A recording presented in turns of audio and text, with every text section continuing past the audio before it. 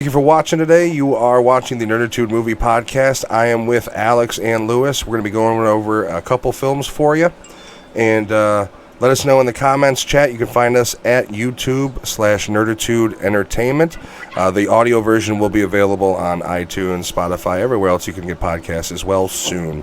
So thank you for watching. Good to go. All right, guys. So we got two movies we're reviewing today, and they sort of blend into each other. So the first one is Project Power. Second one is going to be Host, and I'll kind of get into how those connect. So Project Power, this came out on Netflix August 14th, so a couple weeks back. This is a superhero film directed by Henry Joost and Errol Schumann, which actually, jumping into the Host, both of those directors actually directed two of the Paranormal Activity movies. Really? Those are found footage flicks, which lean straight into the Host, another found footage movie on Shudder. So this movie came out on Netflix. It stars Jamie Foxx, Joseph Gordon-Levitt, and Dominique Fishback. Those are kind of the three big cast members. There are a couple other people that are kind of not too well known. Budget for this film, $85.1 million. To put it in perspective, most like low budget superhero movies these days are typically around $100 million. So, and granted, this is, I wouldn't say this is like a superhero movie in terms of like Marvel or DC. But yeah, so this movie, kind of a basic premise. So there's a pill that grants people the ability to access powers for 5 minutes. We have Joseph Gordon-Levitt, who plays Frank Shaver. He's kind of a FBI agent that's looking into this. Takes place in New Orleans. And then Jamie Foxx, who plays Art, is kind of the devious character who has his own motive going throughout the film. And yeah, so I guess we can get into it before we do spoilers. What did you guys think of this movie? Go ahead first, Alex. It wasn't horrible. There were some spots where... That's a great review. It wasn't a total piece of shit. No, well, honestly, it wasn't. There was some spots where I was just figuring out, like, wait, well, what happened here and what happened there. But overall, I mean, for being a Netflix original, it wasn't a bad, wasn't a bad movie. Yeah, I mean, I would agree. I didn't love it. I didn't hate it. I feel, and we'll go into more detail about it, but I feel there were some tonal issues. Yeah. Some of the character development I wasn't exactly happy with, but for a Netflix, a Netflix movie about people with powers, the CG was great. The story was cliched but serviceable. Well acted. Jamie Foxx did well. Joseph Gordon-Levitt did well. The young girl, I don't remember her name. I believe her name was Dominique Fishback. Dominique. Yeah. Yeah, Dominique Fishback. She did a really bang-up job. I mean, even her rhymes were on point. So I really liked her. Some of her character decisions I didn't love, but we'll go into that. Yeah. Yeah, so I thought it was pretty good too. One hard thing for me with this movie is it's pretty much a ripoff of a graphic novel that I've read by Mark Millar called Miles Per Hour, which I guess when we go into spoilers, that it's kind of the same premise. The weird thing with it being Netflix is Mark Millar has a deal with Netflix to make all of his graphic novels into a film. So that movie is eventually going to be made, and people are going to be like, oh, that's like Project Power. So that's kind of weird. But I liked it. CGI was good. Oh, also, I forgot to mention Machine Gun Kelly is in this movie. He is, Neat or whatever his name was. My favorite. He's my favorite. Yeah. Newt? Yeah. Yeah. That was but without spoilers, his power that he gets, so I liked him in the Motley Crue movie, and the power that he gets, we'll go into it, but he gets real Wait, no, You know. no. Is it Birdhouse? What was that? What was that one? What movie? The bird one with Bird Box. Bird Box. There you go. Oh, I actually I haven't like even him seen in that that. movie. I'm not a big fan I of don't Machine Gun hate Kelly. him. I saw him perform live once, and I didn't like him. But Well, that was your first but- mistake, going to see him perform. Yeah. Well, no. I wasn't there to see him. I was there to see somebody else. Anywho. Oh, okay. Sure. Yeah, but he got Machine Gun Kelly tattooed I was on there his to see back Fall Out and shit. Boy. I was there to see Fall Out Boy. Oh, that's no better. And that's anyways. So, Child. does anybody have anything else? Louis, you got more to say about any of that?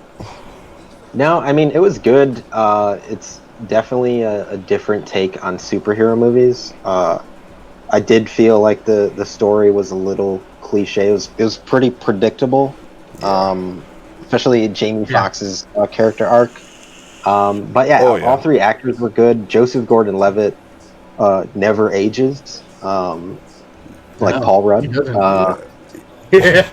Yeah, no. They should Yeah, have a I liked it. stare-off. I did like it. And the odd thing, though, is they also kind of leave this movie sort of open to a sequel, although I don't know if Netflix is considering that.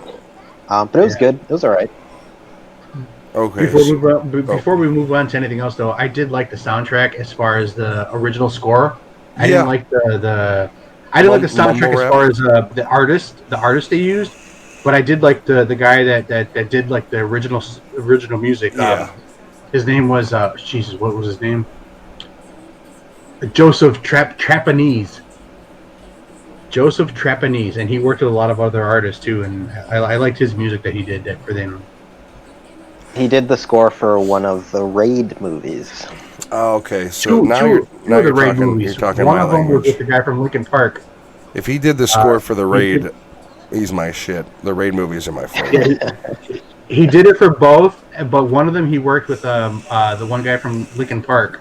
Mike Shinoda. Mike Shinoda. You can get a Mike, Mike IKEA. The one who's I had not to look at my dead. notes. Yeah, the one, I had to look at my the notes. actual singer, not the rap guy. R.I.P. But he also worked with a lot of other artists too that ended up producing music later on. Daft Punk and Kelly Clarkson, M83, Kelly a Clarkson. lot of and Matt's favorite. Yeah, I know.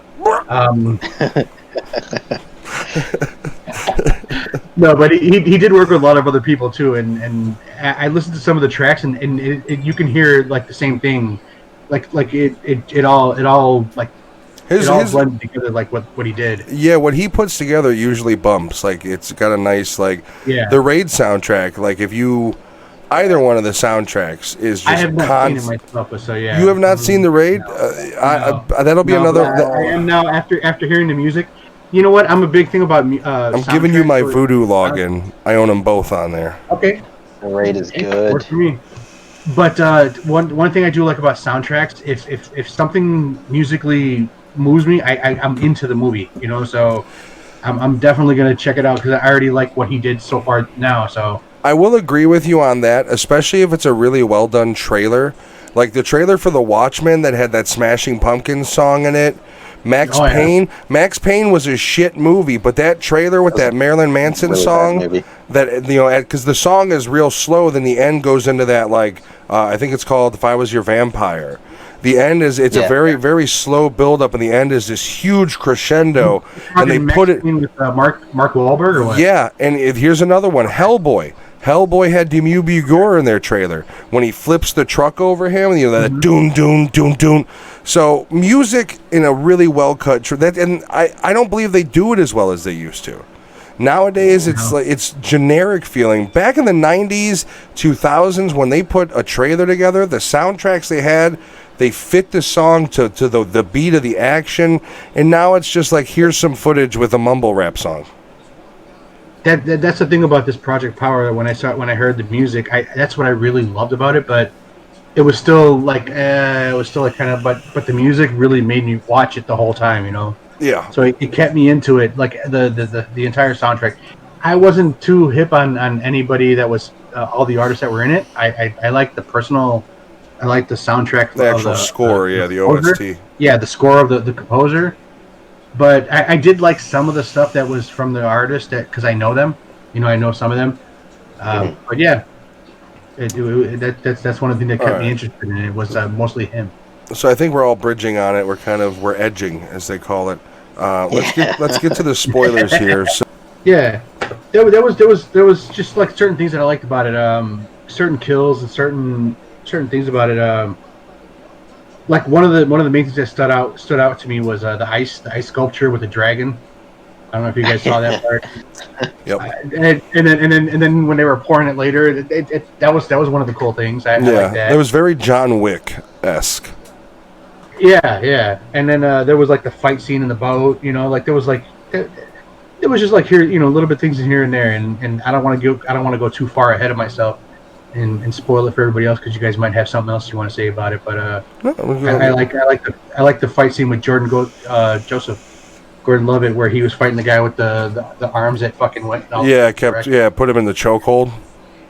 Yeah, I like that. Yeah. I like that shit a lot. But there's other stuff too, and so it was just like there was certain like lines too that just kept sticking out to me that was keeping me involved in it. And like one of them was punch him in the dick.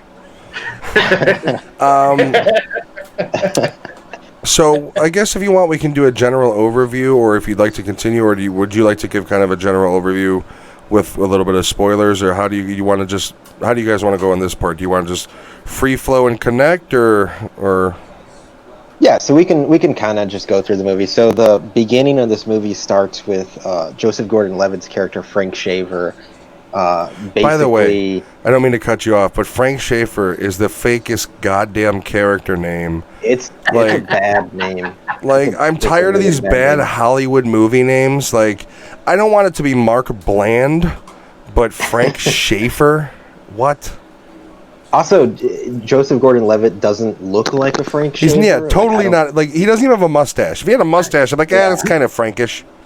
He didn't even sound like he was from NOLA, by the way. He didn't even sound like he was from NOLA. No, he did not. And the only thing New Orleans about him was his fucking jersey he had on throughout the movie. Yeah. Yes. What was it, a Saints jersey? Yeah, that's all. That's And for some reason, the movie keeps talking about the Saints playing like the football team, but there's no reason for it. Like, you would figure it would connect into the movie somehow, but it doesn't. It's not even like a scene of them playing. No, and there's not even like goddamn traffic because of the Saints game. Like, not even that. It's just the Saints got ruined last night at the Superdome, and you're hearing that for no fucking reason. Sorry, go on. What was the singing that they were doing? Yeah, that small group that came from a football game that didn't actually happen. Like, what the fuck is going on here? It's like they're making Dark City 2 where there's actually no football team. It's just they're programmed to talk about it, Fucking injected to the brain. Oh, it's a good movie too. Oh, I love that. We'll go over that one day because that is one of my top 5s. All right, yeah. So the beginning of this movie, we see Joseph Gordon-Levitt's character Frank Shaver meet up or basically apprehend Robin, who is Dominic Fishback's character, which, like, interesting thing, in the movie, she's supposed to be, in maybe grade school or early high school? That's okay. So we've already come to my first issue with the movie. She's in her mid-teens, 15, 16 at most. A cop not only buys power from her, which is an illegal substance, but gives her a dirt bike. And then later on steals a straight-up street racing bike and gives it to her, this 16-year-old girl. Beyond everything, what in the fuck is this character doing? He's a cop. Jamie Foxx stole it. Oh, that's right. He gave her that motorcycle. But he's a cop. Yeah. And since when do cops just ride it with dirt bikes? He just happened to have a fucking dirt bike and gave it to her. And then he sounds like Clint Eastwood. I didn't even get that whole thing. Like, the other thing is all of her references were from, like, the mid-90s where she wasn't even fucking born. The posters, Destiny's Child was a poster on her wall. Like, TLC. Like, thank you, Jennifer, my wife. TLC was the actual poster. My wife. Like, we're supposed to not fully comprehend that this, like, the girl's interests are 20 years ago. She's 16. Well, Just the bullshit, you know? So like enough. The actress who plays her is 29, which she doesn't look that age. She got I that know disease, it's weird. that Benjamin Button disease. This is like 90210. That's a lost reference on me, buddy. Where they have all these old ass people. Oh yeah, I'm totally 19. You're 40. Get off it. Get the fuck out of here. You're 40. Yeah, so the beginning of this movie is a little weird. That because for one, he doesn't even look like a cop. Like no. Well, and that's the other thing. Like, there's going back to the no character development. Like, you're first introduced to him where he takes the power, so he's a police who's doping, and he takes this armor power, gets into this skirmish, or no, you're introduced to him first with that girl where gives her the dirt bike in exchange for the power. She gives him, and basically it's armor power. And it's supposed to be, you don't know what you're getting, but the truth is, you can find the exact powers you're looking for. What's going on is they are throwing all these random ones out there saying you never know what you're going to get as an experiment. It all boils down to they're trying to... No, I thought you don't know what you're going to get when you get your first power. You get the same power every time. Yeah, because of your reaction. Oh, is that... Okay, I missed that then. Yes. Okay. Your reaction to the drug. But the thing is, the movie doesn't really do a good job of like letting the audience. No, yeah, I just assume it was like you could be Iceman one second, then fucking Flaming Torch the next. I didn't know. That's why I watched it twice. Okay, that makes sense. I was wondering like how everybody knew what power they were gonna get. Yeah, like Machine Gun Kelly was burnt. Okay, so Machine Gun Kelly's power was one of the cooler action scenes I've seen in a long time. I mean, it's also kind of like. You talk about music, but when I think about it, it's almost the scene is composed like a song because it's got that steady beat of him being the flame guy, and then when he finds himself starting to wither, he throws 3 of them in his fucking mouth, and then it jacks his shit up. So it's almost like the song is going tempo, tempo, crescendo. But if you listen to the soundtrack of that whole thing that you just said is in there. Let me find it, man. Because I have that on here, man. Oh God, I don't know where it's at now. You just got me all excited about it. It's called Sabotage, and that was the song that played when he was like doing that.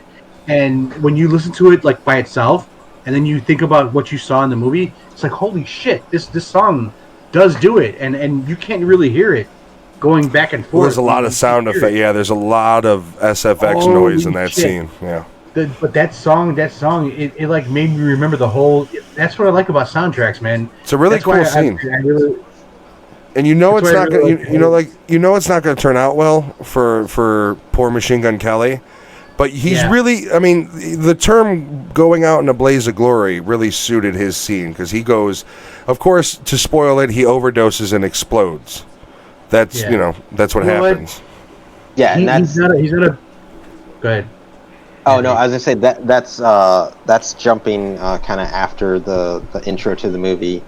So that's what brings in Jamie Foxx's character Art. He's actually looking for the distributor of power, which brings him to Newt, who is Machine Gun Kelly. And that's also how he subsequently gets connected to the young girl as well through Newt's phone. Yeah. Yeah, so, and Machine Gun Kelly dies within the first, 15 minutes. Cool death, though. One of the cooler deaths in a long time I've seen. Yeah, he did a good job, though. I don't like him as far as a musician, but... You gotta watch the Motley Crue movie. He plays Tommy Lee pretty well. I will. He does. I mean, you don't even know it's him. He does pretty good. They even have, they covered his tattoos up and then re-tattooed Tommy Lee's tattoo on top of him because he's head to toe. Did they extend his penis too so he can honk the horn? I mean, I don't have any boats I need steering anytime soon, so I'm good.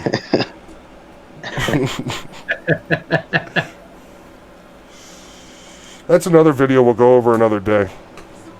Yes. I'm all for it. no. I'm all for it. So Lewis was talking about we're kind of in that intro zone where you're getting introduced to the different characters. How did everybody feel?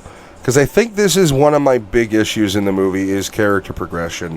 What was everybody's take on the main characters and how they were utilized? It seemed rushed for me. It seemed rushed, and then at the end, it seemed rushed. Like on both ends. On both ends, it seemed rushed. That was for me. I don't know. Like they were trying to shove it all down your throat and get it out in the open. As the movie was almost an hour and 48, was it? Something like that. No, it was under an hour and 20 minutes, and that's why. An hour and 20, I thought it was an hour and 48. It felt like an hour and 48. And that's one of my complaints about the movie is the movie like moves and not in a way that it's like not like the second movie we're gonna mention, Host, is a movie that progresses really fast. It has no choice. It just goes. You don't want to pay for that premium Zoom. Let's make this movie in under 40 minutes, damn it. No, but this movie moves really fast, and it does a disservice to the characters. Like you kind of don't really give a shit about Joseph Gordon-Levitt's character at all. He's just tagging along. I will agree with you. He does like you like Joseph Gordon-Levitt, so that's the only reason you're really pushing for his character, because you like the actor. But they kind of portray him as a little bit of like a sleazeball with a heart of gold. You know what I mean? Like he's not quite a good cop, or he's a good cop, but he's a good cop underneath the layers of like shitty street cop, you know? Yeah, but my issue is, or one of the things that kind of took me out of it is between the three main characters, Robin, Art, and Frank, the movie's just not long enough, so you don't really get a sense of like one of their full stories. It's just kind of like go, and it jumps back and forth. And it's unfortunate because the girl who plays Robin, like her backstory is pretty interesting, and so is Jamie Foxx's character Art, but there's just no room for it. And so this is what I had a problem with as far as character development, especially concerning Jamie Foxx. For one thing, beyond the character development of the young 15-year-old girl basically acting as a full-grown adult, wasn't a huge fan of that. Think of a 15-year-old girl. I understand she's 29, but I'm supposed to be inside this, the character's, motives, and I'm just not a big fan of, it is what it is. She's just kind of like this, but that's the other thing, like, okay, not to sound mean, but out of all the fucking issues you can give a parent that needs funding, diabetes isn't one of them. Stop eating the fucking sweet cakes. Stop drinking sugar fucking soda. Cured. You're good. Exactly. Okay, that's my cancer, inoperable brain tumor. Type 2. Is it type 1 or type 2? It can't be type 1 because if she didn't have medication for type 1, she'd be dead. No. Type 3. No, it's not type 3. No, type 1 or type 3, the Coca-Cola type. So she's not that bad. She's not that See, that's bad. my problem. Is like this girl's got this box full of fucking money, and she's hustling, putting herself in all this danger because of her mom's diabetic. She's not doing nothing with it yet. Are you fucking kidding me? Like that's so we'll ignore that, I guess. She's still kind of a scumbag. But as far as Jamie Foxx, they don't go into like the only reason. Okay, so they connect his powers two ways. And I hate this bullshit. I hate this. I like the end result, but I hate this bullshit movies where it's, the whole movie, I'm never going to take power again. A lot of people died. Don't make me do it. Okay, Jamie Foxx, what's your entire character's background? Well, what we're going to do is we're going to show some flashes of military pictures and him in the front seat talking. They did all sorts of experiments on us with radiation. And I heard radiation, and I go, okay. They never showed military. They never showed military. They did. They showed him with his daughter. No, they showed. It pops up with like photos of him in his military career. But then he talks about the fact that they exposed him to radiation, which I immediately knew was going to be part of his power. And to their credit, Now, this is going to go deeper into the ending of the movie, but the whole thing is I'm not going to use my power. I'm not going to use my power. Of course, at the end, he's got to use his fucking power. So he uses it, and he essentially, his power is to break down the atomic structure of things. That's why when his power went off, it was liquefying and going. It was going into the shape of an atom. If you look at it, it's the shape of an atom. So because they used radiation on him, his power was he irradiated everything to the point where he was breaking down matter at the atomic level, and that's why everybody fucking vaporized in that area. That's my assumption because they don't say anything about it. But the only thing I could think of is he talks about how they use radiation on him, and then the fact that the when he uses his powers, it looks like it's the atoms being broken down. It's in the shape of them. So my thing is, I think what he does is he emits off my list. He emits a radio wave that is,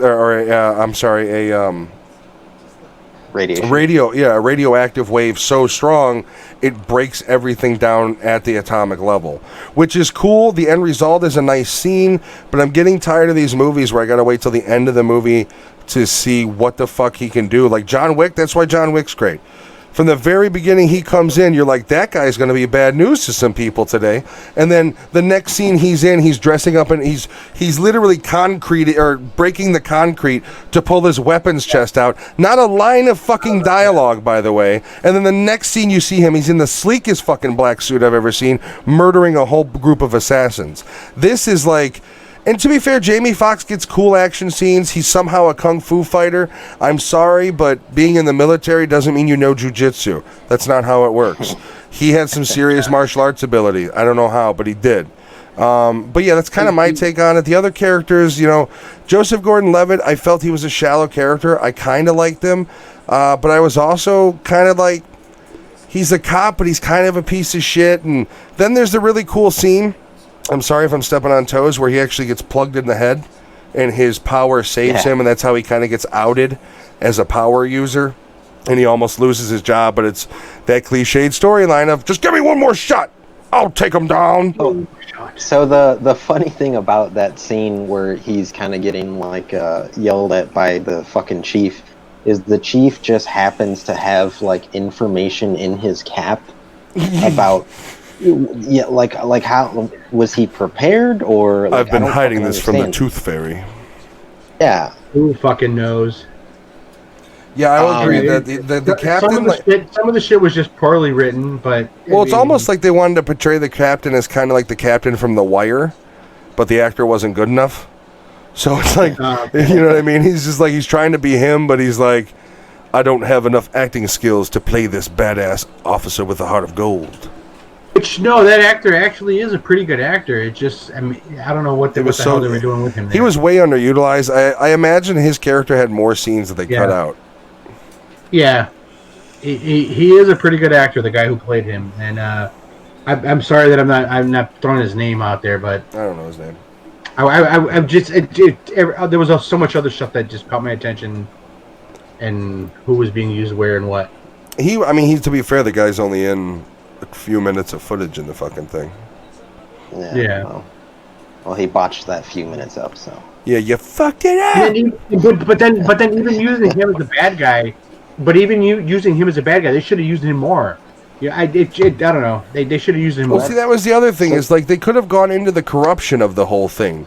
They could have gone into this idea that the police force was they should have either been one of two things: hardly fighting against it, or been corrupt. And they were just kind of like, I guess we're the police. We try. That's why I think, because of the weird pacing and kind of having three main characters, this would have been better off as a series rather than a movie. Oh, well, there's scenes that feel completely disconnected from the movie, like her in school going against her teacher. Because you literally are trying to explain to me that she is a a really good rapper, has more talent, doesn't need school. And one thing I really didn't like about it is in her rap, where she's dreaming it up because she has that fantasy where she raps to her teacher and brings him down. Yeah. As we all Literally, do. the end of her rap is about why she even needs to go to school because she could rap so good.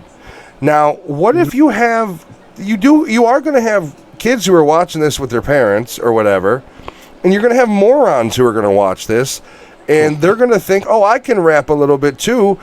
This Project Power movie basically just said, what the fuck do I need school for? If she could do it, I can do it. Meanwhile, she's a 29-year-old with Benjamin Button disease, and you got a bunch of morons watching it, not understanding that it's a movie. Like those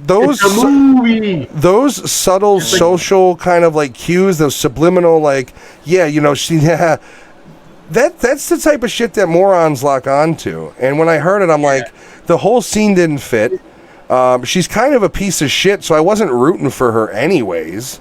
Like, frankly, the movie doesn't give you any reason to care about her until her and Jamie Foxx kind of develop a little bit. But even then, because Jamie Foxx's character is so shallow, there's not a good bond that's even really shown.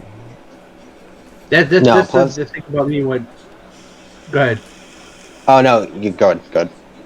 So that was my thing about her, too, is like, I didn't really care about the whole rapping thing, and then like her character was just like, I'm gonna bounce off whatever word you say to me, and I was like, okay, but she has this skill about taking care of a person that's injured because she watched her. Did she watch her mom?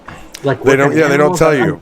They just assume that because her mom works there that she can come in at any point and stitch up some cats and shit. I guess. Assumption on my own. I like the movie, but it's just like all these other things that keep playing into it. It makes me want to like not like it anymore. Like, but overall, is her mom at work? Like, so this is my 16-year-old daughter. She's gonna step in and sew Mr. Kitten's up for me because I'm a little tired. But I have the diabetes. Yeah, my hands are shaking because I had a Coca-Cola this morning and now I'm pissing blood. So my 16-year-old daughter is gonna go ahead and take over on your kitty cat surgery for its tumor. Sorry, Lewis. I know you had stuff to say. We kind of went on. Oh no. So jumping back to where we were at in the movie. So basically, after Art meets Machine Gun Kelly's character and he overdoses. The Major. Yeah. That's well. Actually, no, Newt. They don't. Newt is his name. That's his character's name. No, Art. Yeah, so that's the interesting thing. He goes by Major in the movie. Yeah. Oh, I don't know. I don't think they call him Art. Where the fuck did they mention him Art? She called him Art. Bird calls him Art, and where the fuck did that come from? Because I don't remember ever hearing that the whole time. And you watched it twice. Yeah, I didn't know he had a character name, to be honest with you. And I don't remember where the fuck they called him Art. And I knew him as the Major. Okay, so hold on. I wrote it down 9 times. Hold on. The actor is Courtney B. Vance. I know the name. I can't place him. Wait, are we talking about Jamie Foxx? No, I thought you were talking about the captain. You're rambling. You were talking about the captain, and then you immediately were fucking talking about Jamie Foxx. Lewis went back to the part where he met Newt. Okay, so there's Newt. Captain Crane is the captain's name, just so we all know. So in the movie they refer to Jamie Foxx's character as Major, and I don't know if that was a call sign or anything. Major's his rank. Yeah, they never say his name though. Exactly. I don't know. Does he have any conversation with the girl about his? What's like the names? I don't remember there being any. But if she did, I don't recall either. And like he said, I watched it twice, man. I watched it, and just before we started here, I watched it the second time, and I don't recall anywhere in there where he calls himself Art to her. Hold on. Does anybody remember any scenes where they show like his file or something from the military that's sitting out, and maybe it says it on there? They may. So I mean, I guess jumping into that. So yeah, it may have been brought up somewhere, but again, it's character development, man. Yeah, the lack of not even knowing the guy's fucking name. Yeah. So his character was recruited by a private defense contractor. I think their name's Telios or something. But basically, he was ex-military. They experimented on him, giving him those superpowers. And then he ends up explaining to Robin about his daughter that was taken away, Tracy, who's also developed powers. Now, Matt, you had Okay. Yeah, and Matt, you had mentioned that Jamie Foxx's that his power is something along the lines of destruction by breaking down atoms. Yeah, it's like nuclear disintegration. Almost. Yeah, which kind of goes hand in hand because his daughter's power is sort of like a healing factor, almost like Wolverine. Yeah, that comes out at the end of the movie. Yeah. When she, yeah, we find out at the end. Yeah, but and now here's they don't go into that either. Were they using her to siphon her powers to try to make the drug more stable, so it had less likely chance to kill the user? Or they don't describe what they were even using. They said she's got power, and the next step is to make other people not need the pill. But it doesn't make a whole lot of sense. It's one person. Exactly. She's got a cut here, and she's got a cut in the middle of her neck. And then they don't elaborate on why those decisions what they were were doing to her, what the studies were for, nothing. It's basically the end of the movie's like, hey, we kidnapped your daughter because she's awesome. The more we dissect this movie, the more I don't like it. I changed my... Welcome to my world when I'm watching it. I'm like, but here's the thing, I didn't dislike it. The action scenes were good and everything. But like I said, the character development was... And one of the standout scenes was when... They show it off with the girl in the glass circular area so of the test. That's near the Superdome that's where we get introduced to briefly Casey Neistat's character. Who is a YouTuber, and the kind of cool thing about that is he's actually really good. He's like best friends with the other two, the directors. They started their film career together. Neistat went towards YouTube while they went towards movie directing. Is he the guy that is the boyfriend the boyfriend on the motorcycle that's with the girl? Oh, that's okay. Casey Neistat. And the cool thing is, if you go on his YouTube channel, he's got a video from when they filmed it, and his scene where she's in that glass tank, he has a cut of it that's unrendered, so there's no CG. It's just kind of like a rehearsal shot that they filmed. So for me, it was really cool that I had seen that before, and then you see it with all the CG and shit put in. That was really neat. I thought that was really cool. That scene in general, though, was a little weird. It was one of the coolest scene in this movie for me. What? Share the link with me. I don't know where to find it. So. For Casey Neistat.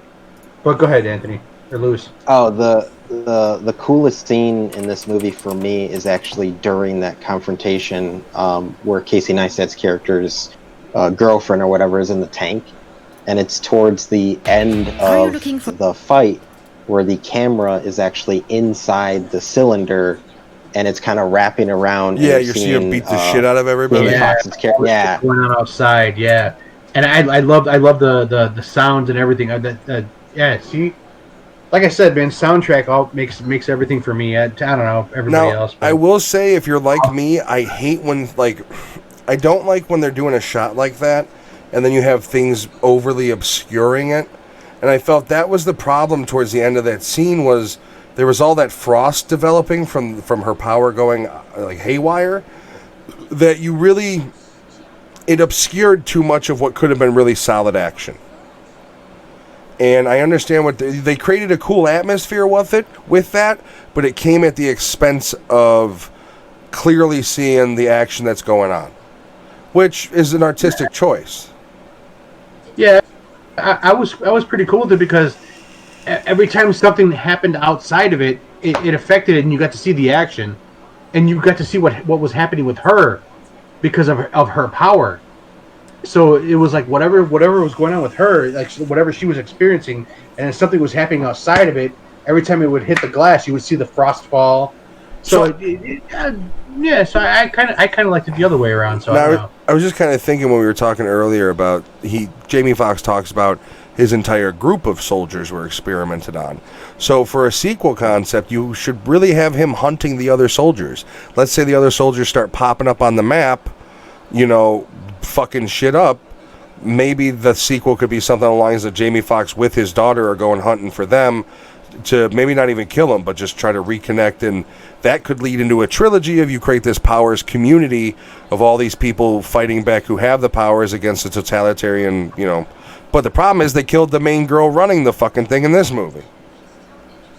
Splat by a crane. Stupid death. Yeah, the scene where Jamie Foxx's character slams one of the henchmen into the ice sculpture. Yes. That was pretty interesting. Although I don't know how no one heard that. It didn't really make Here's sense. the other thing: is it just me, or does it defy gravity completely? Gravity doesn't flow upward with liquids. He's like, I'm new here. Yeah. That was the other thing, is Jamie Foxx is such a good actor. I don't feel this movie even came close to stressing his acting bone. No. Well, he could have done it more, was. but yeah. It was better than his role as Electro in Amazing Spider-Man 2. I didn't 100% hate his role. I just didn't think... I didn't hate his performance, but I didn't think he's the right guy for the character. Dude, his forehead was like fucking up to here and shit. And but not only that, but like, you're literally... he's supposed to be a character who's this, like, nerdy, shut-in, and it's Jamie Foxx, like, one of the coolest actors in Hollywood who's done R&B and acting and all this shit. I'm supposed to believe he's a fucking nerd walking around. Like, that's where you lost me. Like, go get like, you know what I mean? Get somebody who's actually fucking nerdy. Go get Tim Meadows. I would have rather had Tim Meadows in that role.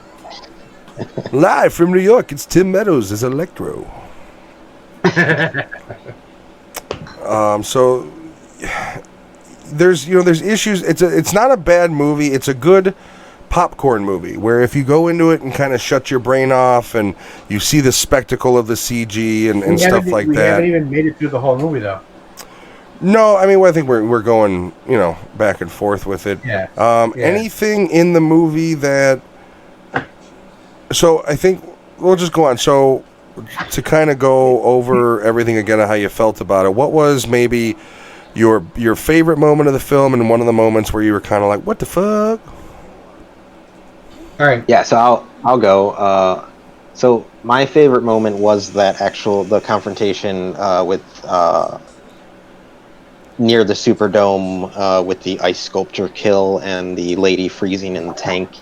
Yeah, that was good. I thought that was cool, especially the guy, Biggie is his name in the movie, the main dealer, that his power was to grow really huge. Yeah. That was pretty cool. He basically turns into the Juggernaut, or like turns into, God, what was that? Anyways, but yeah.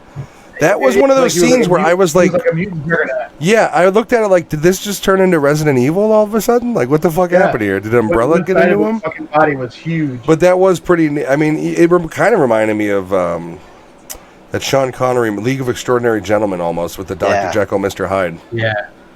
Go ahead, Lewis.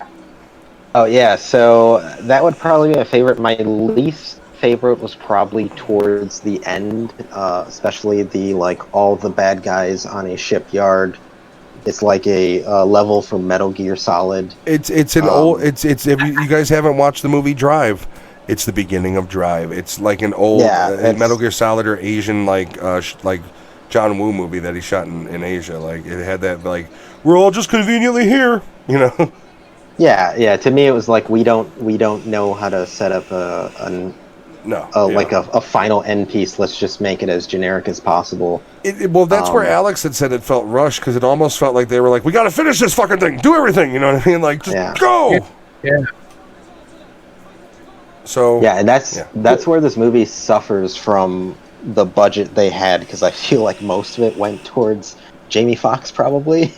Yeah. Joseph sure Gordon-Levitt makes a good buck though too. Maybe not as much as Jamie Foxx, but he's up there.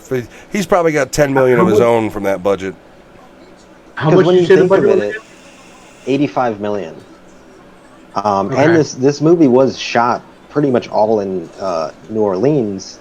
But if you think about it, there's some cool CGI. There's not a lot of really action scenes. No, it's a heavy, I would say, a drama.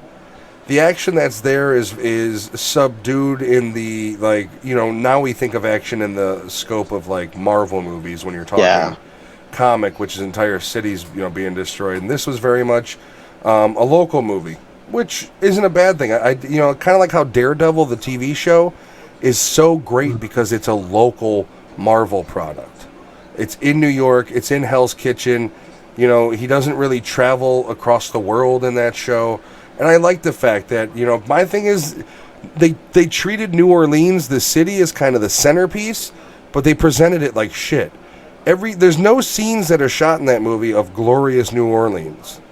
It's, there's nothing that gives the environment. Yeah. Well, they don't even go down Bourbon Street. There's no, like when I think New Orleans, I think Cajun, I think the cemeteries. There's a lot of history in New Orleans, and the movie showed none of it.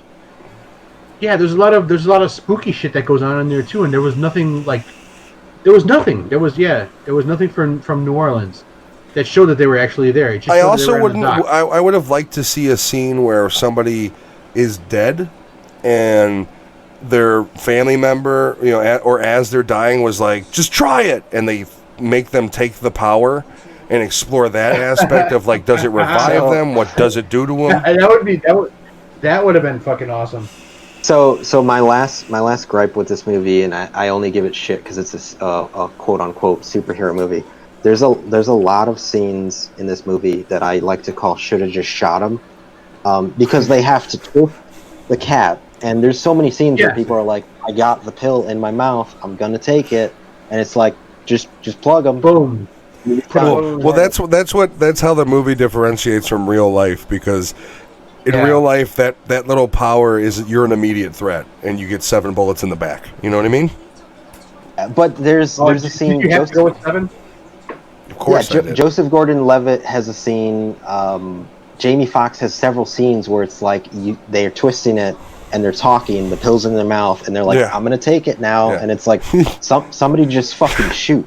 Just so you know, it's gonna go in my throat right now. Do you know what my power is? You saw everybody else. You saw people die. Yeah, that was the okay. So that's I still don't know what its fucking power is. That's tried to say that it was about his adamant, whatever, man. You didn't even listen. If you're not gonna listen, shit.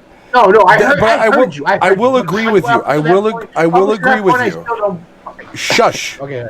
I will agree with you that him standing there going, "You want to see my power?" and then swallows it is the cringiest line in the movie. No. The lead up to it. Yeah. You know, you get these powers from the animals. Do you know what my power is? I'm a frog. I don't even know you from my fucking asshole. I'm a frog. Say, okay, what's your power? I'm a toad. No, fuck that, man. I'm a lizard. Let me see if I can. I'm a Wolverine frog. I want to put out elbows. I didn't. Out of all the powers, out of all the animals you could choose, why would you choose the one that rips his own bones and deforms himself? Like, just give somebody knives. Frog, you know what I mean? Like, give him 6 hands. He was able to jump across all this shit, man. I like that. That was that Toad DNA, so he had the hops. But, you made me think of it. While I'm watching that scene, all I could think of was, like, if I was there, I would hear him far away hopping on those metal fucking, like... Does anybody else hear metal clanking above us, coming closer and closer? You know what I mean? Like that would have been me immediately. But like, no, I hear him. He's coming. Okay, Alex, Sorry. So Jamie Foxx's power is the pistol shrimp. That's what he says. Sounds terrible. The pistol shrimp, he's... I don't know, whatever. Go ahead. So Alex, favorite scene, least favorite scene? Well, my favorite scene? What happened? Favorite scene, and then least favorite scene, yes. You, Alex. Oh, my favorite scene. Like I said, it would be the one with Joseph Gordon-Levitt fighting the guy in the ship that has no bendy arms. Yeah. My least favorite scene. But I liked it. I fucking love that one. But punch him in the nuts. Whatever she was screaming at him. But my least favorite scene would probably be where what's her name? Bird meets fucking Tracy. And they show the scar in the back of her neck, and then they talk to her, and then they don't explain where the fucking scar comes from. That's my least favorite scene. Like, she got a scar here, she got a scar here. Why? Yeah. Well, we were actually we just needed Were they siphoning Spinal Tap? we just needed some skin samples because we're gonna make some pretty cool frogs out of your DNA. Yeah, what were they doing? That was my least favorite scene about. She actually just had a biopsy. She wasn't even kidnapped. She was just going in for a routine procedure because she had to get a spinal tap. So my favorite scene is going to be Alex's favorite, Machine Gun Kelly. I thought it was a great way to open it up, a great way to show the powers in action. I think it's the only real true action scene because it's literally they're running through the apartment complex room to room and the whole thing's lighting. Really cool. I was happy Machine Gun Kelly blows up at the end of it. Yeah, and everything, and then there's that part where he's starting to kind of, when he pops the 3, I really like that scene because they show him drop and he's fading out, and then he pops them and touches the walls to get up, and it's just the special effects they used to just the CG was really well. I would say if I'm gonna give one highlight, like if I had to say the best part of the movie was the CG. I didn't feel there was ever a part in the movie that was cheesy. None of the CG to me looked shitty, so I was very happy about that. My least favorite scene is going to be her rapping in school in her own mind. It was a useless scene. It didn't tell me anything about her character besides she's a snippy little bitch, even in school, and it wasn't connected to anything. And I just felt all it did was it didn't show me any more character. It just showed that she's too tough for school. So, what's up? So I think for me, as far as superhero movies go, which this was sold as, it's kind of not. It's pretty average. I mean, acting was good. CGI was awesome. But to me, the movie was marketed as kind of as something it wasn't. It was more of a kind of fast-moving drama, not a lot of character development. Or action, for the most part, to be honest. I mean, yeah, it wasn't exactly. really action-heavy. And like I said, there are movies that move fast that just can because of the writing and production. This movie didn't feel like that. I felt like it should have been a series. It probably would have been a pretty awesome series, although Netflix cancels everything, so you never know. So I would give this maybe like 3 Chicago hot dogs out of 5. Very delicious. Double dogs or regular? Regular. I like 2 wieners in my bun. 12-inch? 12-inch hot dogs? Somebody's I bragging. can't get that. Foot long. All right, Alex, so give us your hot take on this motherfucker. I'm going to be very blunt. I started out as a 4. And then as we discussed we ruined it. You guys kept bringing up stuff that I was already thinking about, and it just kept going down further and further. No. Hey, still sponsor us. Netflix ain't gonna sponsor us ever. Maybe they'll hire us to write better storylines. That would be nice. But yeah, it just kept dwindling down. The more and more I thought about it with other people talking to me, because like I said, I watched this by myself. My kid was falling asleep in the chair next to me, and it was just me watching it. So and I had to watch it twice just to figure out shit that was going on again. And there was no character development. It wasn't moving. It wasn't moving in the progression of how it should for something that was being pushed on Netflix. As a rated R superhero movies riding on the coattails of things like The Boys coming out. Yeah. So it like got pushed down to like a 2.5, maybe a 3 for me from a 4. So I honestly, it was like a 2.5 or a 3 after I started thinking about it with you guys as we discussed other points of the movie. So yeah, I'm gonna go with a solid 3. Yeah, 3. Okay, I didn't hate it. I didn't love it. I felt it lacked the amount of action that it was advertised to be. I'm all for the rated R superhero genre, but much like Brightburn, it's a very slow burn considering how short of a movie it is. Not only that, but the character decisions and just overall story arcing was kind of poorly done. Benefits are the positives. I really like the CG. I thought the action scenes that were in it were done well, whether it be the guy flying across the room from a shotgun blast, or Joseph Gordon-Levitt using his armor ability to stop a bullet from penetrating his brain.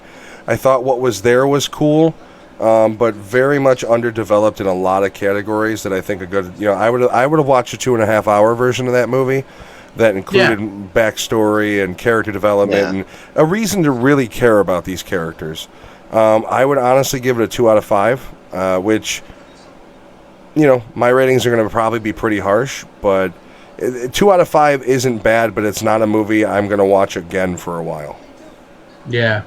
We are not going to get that Netflix sponsorship anytime soon. Well, we're not here for Netflix, are we? I was. I mean, All right, well, tell us that before we start the show next time. We're going to have to be sponsored by Shudder. We love you, Shudder. I would love to be sponsored by Shudder. Okay, Alex, you have a list. We're going to move on to our lists. This is going to be the first list we have, and we're going to have Alex cover that. And then we're going to go into Speaking of great superhero movies. All right, so this is, what is this? 10 worst superhero movies. Which, number 10 starts out at Jonah Hex. Oh, it's a bad movie. It was a bad movie, but it wasn't horrible. It wasn't. I mean, it was for what you got to remember. That was also in that era, that pre-Marvel era, where they were still trying to figure out how to do a comic. Like Ghost Rider has that same level of shittiness because Oh, Ghost Rider is a bad movie. Huh? I know. Go ahead and do that because it's gonna come up in the list later. Anyways, I'm turning into a Ghost Rider. Like, you might as well have just said that as it was happening. Josh Brolin were in this movie. I do like Josh Brolin. I love Josh Brolin, but sometimes I don't know. But how they choose to use him, I don't like it all the time. But he ended up becoming in Deadpool and all that other stuff. But Megan Fox was in this too, and I guess that says it all. Just Megan Fox was in it. Yeah, you can go directly to number 9 after hearing her. Number 9.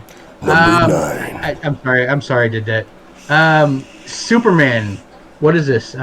Is this 5 or 4? What's the I before the V? The V is 5. The V with the I before it is 4. I meant 6 before the 4. Yeah, I before the V is 4. Yeah, Quest for Peace. They said that was actually the number 9. What is it? 94. Well, that was the one. That was the one. The only Superman movie filmed after he was paralyzed, so it was a bit awkward. Was it? Really? No. He is a star. They just CGI'd his legs. He's flying in the air and his legs are just flapping behind him. He was blowing into that. That's terrible. Oh my God, we are going to hell. All right, we're gonna go on to number 8. All right. Oh no. Steel with Shaquille O'Neal. Oh. Look at the fucking picture.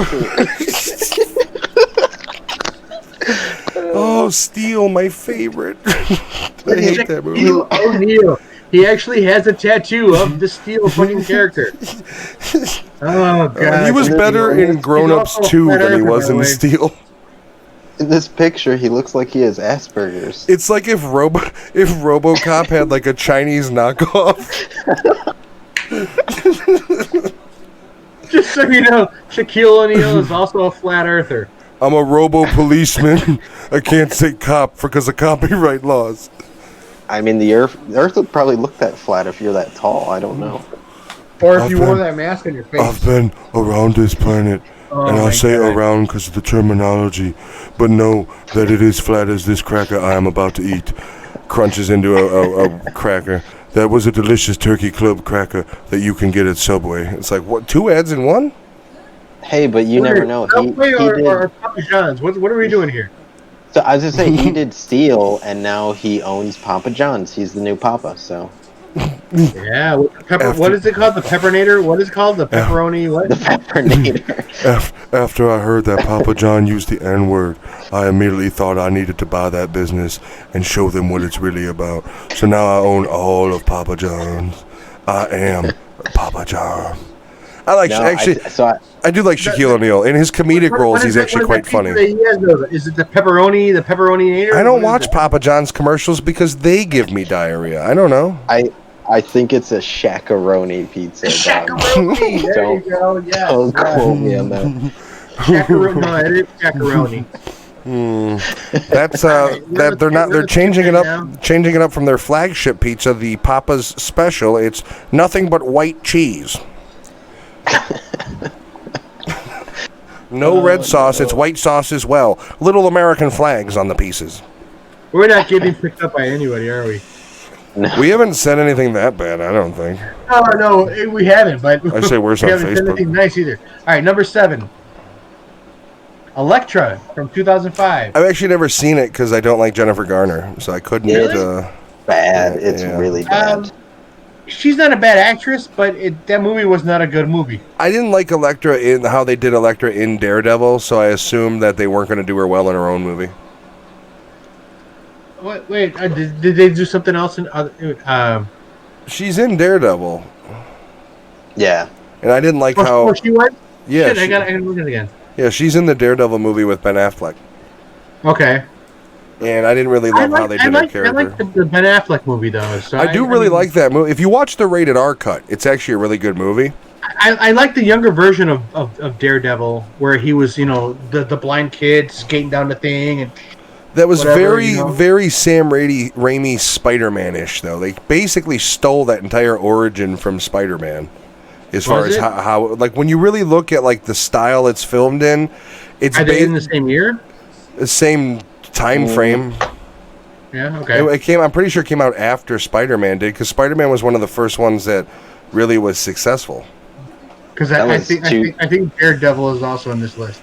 Spider-Man, I think the first Spider-Man was at 02? 2002. Yeah. 2002. I think Daredevil might have been 03 or 04. All right, so this is 2005. All right. Are we moving on, or do you want something else to say? No, unless Lewis has anything to say. No, it was a shitty movie. Don't watch it.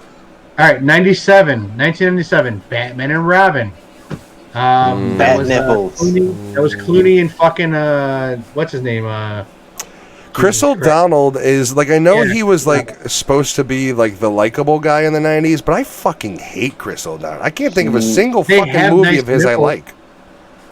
Why does the bat suit have nipples? The nipples don't need to breathe. If anything, the nipples will chafe now because there's spaces in front of them. But they both have nipples. Also, not only that, their suits like have the abs and everything. Yeah, they're already cut. Well, there's that one scene where Alicia Silverstone puts on the bat suit and they focus on her ass, and in real life she's got no ass, so she was just kind of like, well, this bat suit makes me look pretty good, but it was just like the 60s Batman did goofy shit because it was the fucking 60s, man. What's that? Wasn't she like borderline crackhead at that time? No, that was, I think, her riding the later 90s. I mean, I think Alicia Silverstone was still pretty popular till like the end of the 90s. Yeah, because she kind of like borderline. Yeah, she kind of like borderlines out. Wasn't she in Blast from the Past too? Yeah, she's very good in Blast from the Past. I'll give her that much. The whole movie. What? I apologize. This fucking moron hasn't seen Blast from the Past. Oh, sorry, I didn't know my mic was muted. Thanks, it was a joke. It's a joke. Joke. Joke. Does that make it better? Joke. Does that make it better? I'm just gonna whisper it. Joke. Well, fuck all right. I'm moving on. So we all know Batman and Robin is hailed as terrible. I love Schwarzenegger, so that still has a part in mine. 1984. Supergirl.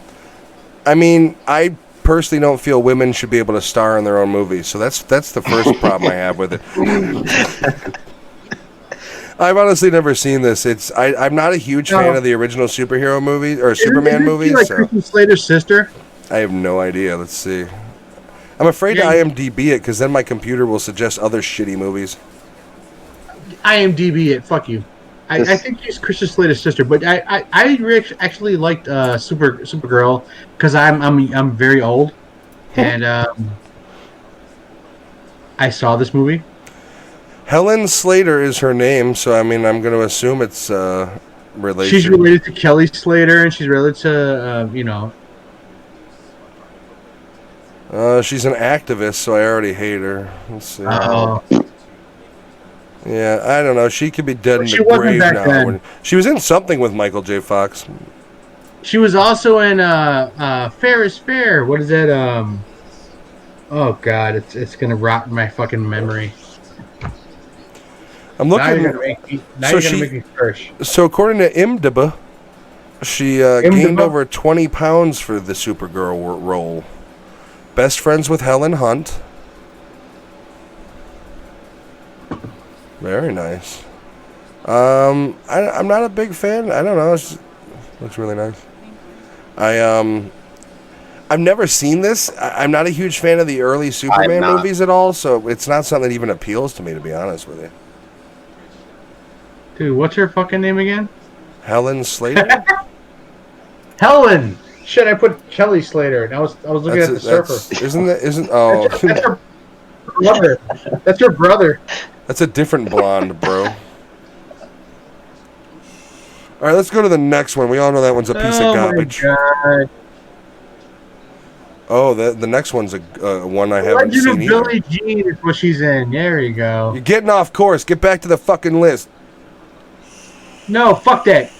Nobody gives a shit about Legend of All right, Billie back to the Jean. list. All right, back to the list. I haven't seen this We're one. gonna skip it. All right. What? So 2050. Which one? What haven't you seen? The next one you on the haven't list. seen? You haven't seen Fan Four Stick? 2015 Fantastic Four. I have read that if the director would have made the movie that he wanted to make, it would have been much better, but the studios fucked with it so bad that they all basically are like, I wasn't even in that movie. What are you talking about? So Josh Trank, he did Chronicle, was I thought was actually Chronicle, pretty good. that would, if we were going to do a list about favorite Powers movies, that would have been on my list. Yeah, this Chronicle? movie. Yes. This movie's bad. Yeah, this Fantastic Four movie. I didn't like any of them except for maybe a fucking what's his name, Chickless. Even those were shit. That's, once again, those are movies where they didn't know how to do superhero movies yet. They were still in Yeah. that in-between. This is also DC, right? No, See, Marvel. I haven't seen this one. I know, but it was owned by people from DC. I don't know. Whatever. I've seen the Michael Chiklis ones, and I found those movies just to be overall too fucking goofy. Well, what's her name that plays Sue Storm? She's the one. She. I don't know. She wasn't very convincing. And then the guy that plays Mr. Fantastic, he was really bad in fucking the other movies that he was in before this. What is that called? Divergent. The Divergent series. He was bad in I've that. not seen He any wasn't. of It's those. not the same guy. No, he is the guy in the middle. He's not in The guy- Divergent. Yeah, yes, You know, yes, he is. I've never actually seen Divergent. I was thinking of Maze Runner. No, you're in the wrong area. And Yeah, anyways, yeah, who's the idiot now, huh? but Me? they both Yes. take place in Chicago, and so I think at some point. Anyway, the guy in the middle, I can't remember his name. Shit, he's drawing a blank to me, but I know who he is as far as an actor. He Miles was Teller. in Divergent. What? Miles Teller is his name. Yeah, Miles Teller. So he was in Divergent, and he wasn't a good actor in there. He was kind of like bland, and he was like supposed to be the bad guy, Peter. and then here he is trying to be the good guy, and then me seeing him here, it wasn't convincing either. Okay, Anyway, so What he was that? came to fame for that Project X movie, which I didn't really care for. I thought it was just kind of meh. And then 21 and Over, which was a kind of a raunchy teen comedy. Whiplash, however, him and J.K. Simmons, great movie, great I did not performances see that by one. both. He actually learned to play the drums, the jazz drums, for this Yeah? role. If you have not seen Whiplash, it is an amazing movie, amazing soundtrack, lots of live drums that he's playing. J.K. Simmons plays this real ball buster of a composer, and he's trying to be the drummer in the band, and the whole movie is this back and forth between them. Incredible performances by both. He was really good in it. Simmons was. And then after that, he has Whiplash. Yes, highly Whiplash. recommend that movie. Okay. And he was also, I liked him in War Dogs. Oh, this guy? He was co-starring with Jonah Hill. Miles Teller. Yeah, Miles Okay. Teller. He was in War Dogs. Other than that, Like I said, he's got some big stuff upcoming, including he's Maverick in the new Top Gun movie. Or I'm sorry, he plays Bradley Rooster Bradshaw, which I think is going to be. He might play Goose's kid. I don't know exactly, but he's one of the main guys in that. He's been doing a mini series. I'm not a huge fan of him.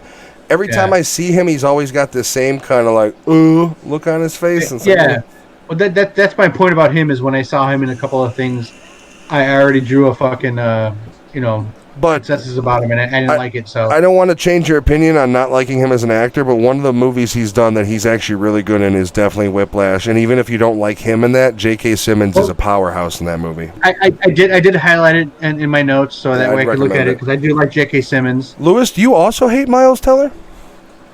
No, I mean he just looks really douchey. He does. He's archetypal douche. Yeah. All right, we're moving on. Yep, might as well. Number Trace. Catwoman, 2004. Oh, with Halle Berry and Charlize Theron. Not only was the movie garbage, but they made garbage video game based off the garbage movie. Yeah, it was horrible all the way, and I'm not going to say nothing about it. Okay. This movie won a Razzie. It was that bad. I'm not going to comment. It should have won the death of her career. It was terrible. But isn't this where Charlize Theron supposedly has no memory of the movie, where she got a head injury and actually lost memory of her entire life? Charlize Theron is in that movie? Yeah. What does she play? Because there's in Catwoman. You have Halle Berry and then Sharon Stone. Oh, Sharon Stone. Sorry. Sharon Stone. Sorry, is she the one that had? That's because she's had so much fucking plastic surgery, bro. She can't even smile. Sorry, I said Charlize Theron, whatever. But isn't she the one that actually lost her memory during the filming of this movie? I don't know. She's a kook. I don't know. I've never heard that. It's Hollywood. Yeah, I don't like Sharon Stone. There's not a single movie you can name me where I'm like, oh yeah, I like that movie because she's in it. Not one. Sharon Stone. What about the movie's not good. Instinct movie's 2? Not good. The second one, the second one's the best. That's for sure. Oh wait, wasn't that your face on the intro? That was his. With Sharon Stone. So number 2, this one is one I have seen. All right, Captain America 1990. Way better than that bullshit product Marvel's putting out now. That's all I'm gonna say. I don't need fancy CG. I need Captain America with a goddamn Hyundai motorcycle from 1980 fucking 4. I love the motorcycle that he used, though. It was in 1990. This movie deserves to be amongst the worst, and it definitely deserves top 5. It's garbage. We were just talking about the era where they didn't know how to make comic book movies. This is the prehistoric era where they didn't know how to make it. You got to remember, though, Batman came out in 89. So they tried to rival this Batman with this piece of shit. You got to also keep... So they were all like, we're going to destroy Batman. And then they released this, and...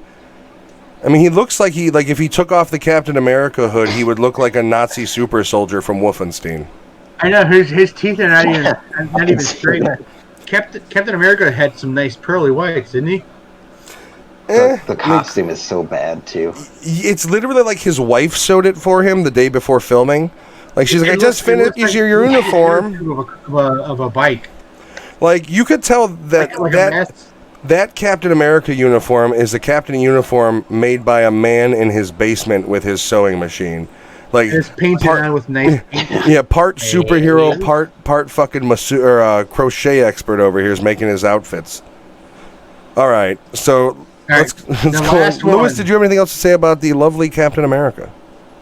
No, I've actually never seen the movie. I've seen clips of it though, but I've never watched it. Garbage. Going straight to VHS. You sure? It's pretty. It wasn't Guyver. No. You guys used to love Guyver. Oh my God. Oh God! To this day, I still hear my father talking about how they love Guyver. Oh. All right, so I'm just going to say this before we get to it. I 100% disagree that this movie is number 1. I actually like this fucking movie. I disagree as well. They put Captain America before. They put Zoom as worse than Captain America. Are you fucking kidding me? I think Zoom should be way higher on this list. If it's going to be on the list, make it 10th or 8th, okay? I mean, it's way better than Captain America. The movie's lighthearted. It's fun. It's not the greatest, but you basically have Tim Allen playing his Galaxy Quest character again. Not only that, Sue Storm is also in number 4. Do you notice that? What the number fuck 1 are you and number talking 4? about? Same actress? Yeah, the same actress. She's Sue Storm in Fantastic Four. So for a little bit of information, this has got Tim Allen in it with Courtney Cox, and I think it's not Taylor Kitsch, but I don't remember his name. Anyways, basically it's all about these kids that train to be superheroes, and it's an archetypal breakdown of where they need their help, and the only one that can help them are this group of kids who are really not trained and a washed-up superhero. They're a family I like it. of superheroes. I personally like it. I don't know. It's. I could watch that. This movie, and you guys remember that other movie with Kurt Russell? The hell was that called? Where he's a superhero and then Sky High. Sky High. I love Sky High. You know what? I can watch it every single time it comes on TV. That movie is just a feel-good movie. Watch it every time it's on TV. It's a feel-good movie. I love that movie. This movie's even not. If they don't want to watch it. Yeah, we're gonna fucking watch the. As a parent, it just makes you want to do it because I don't know. How about this, kids? We're gonna watch Sky High. Or I'm gonna poison your fucking Kool-Aid. You got me? I think the fact that Farva is the fucking bus driver makes me fucking more excited. Well, and for a kids movie, the CG isn't shitty. It's got a fairly. You got a couple of the guys from. Kids in the Hall. So, yeah. You know, it's got some good people in it. The writers weren't bad. Every genre of all the people that love sci-fi as it goes along. Yeah, I mean, it's a kids movie, but if I were a parent, like I enjoy it as not parent. If I were a parent, I'd be happy to take my kids to go to the theater to see that one. It'd be a movie I'd be able to enjoy too. It's got Wonder Woman as the principal. Shit. And she still looks hot. Linda Carter, dude. Yeah. Yeah, there's like 16 layers of Spanx holding her together, but sure, she's hot. Hey, you know what? If you can hide it well, I don't mind. I can't hide it well. Love me tender. All right, so we're gonna move on to the next movie, which I'm gonna throw on over to Lewis to give us a little bit of an intro. All right. Yeah. So next movie is a Shudder exclusive. It's called Host, not to be confused with The Host. So this movie, because it was made during COVID-19, for you people watching in the future, that's when the world started to end. So this movie does not have a budget that is actually out there that you can look up. They wouldn't even buy the Zoom Premium for a month to film the fucking thing. Yeah. They didn't even go into the Zoom. So it was directed by Rob Savage, who I can't find any notable thing he's worked on, and oddly enough, the majority of the cast, almost all of them, are their names that they play. That's actually them. Yep. Which is exactly kind of cool. Except for Tommy or Timmy or whatever his name is. Yeah, but this movie was filmed over a couple months. I guess before kind of going into what it's about. The cool thing is, this film was actually filmed in separate parts by their actors. They all took kind of like a special effects class on doing practical effects. So everything they did, they kind of worked in separate crews. So it's actually a pretty cool concept. Yeah. And the premise of the movie is basically a Zoom call between a bunch of friends that involves a seance that they want to take part in. But it's pretty neat because the film, it's only 56 minutes long, and the entire film from beginning to end is the Zoom call, which is pretty cool. Awesome. Yep. Yeah, so I mean, we can.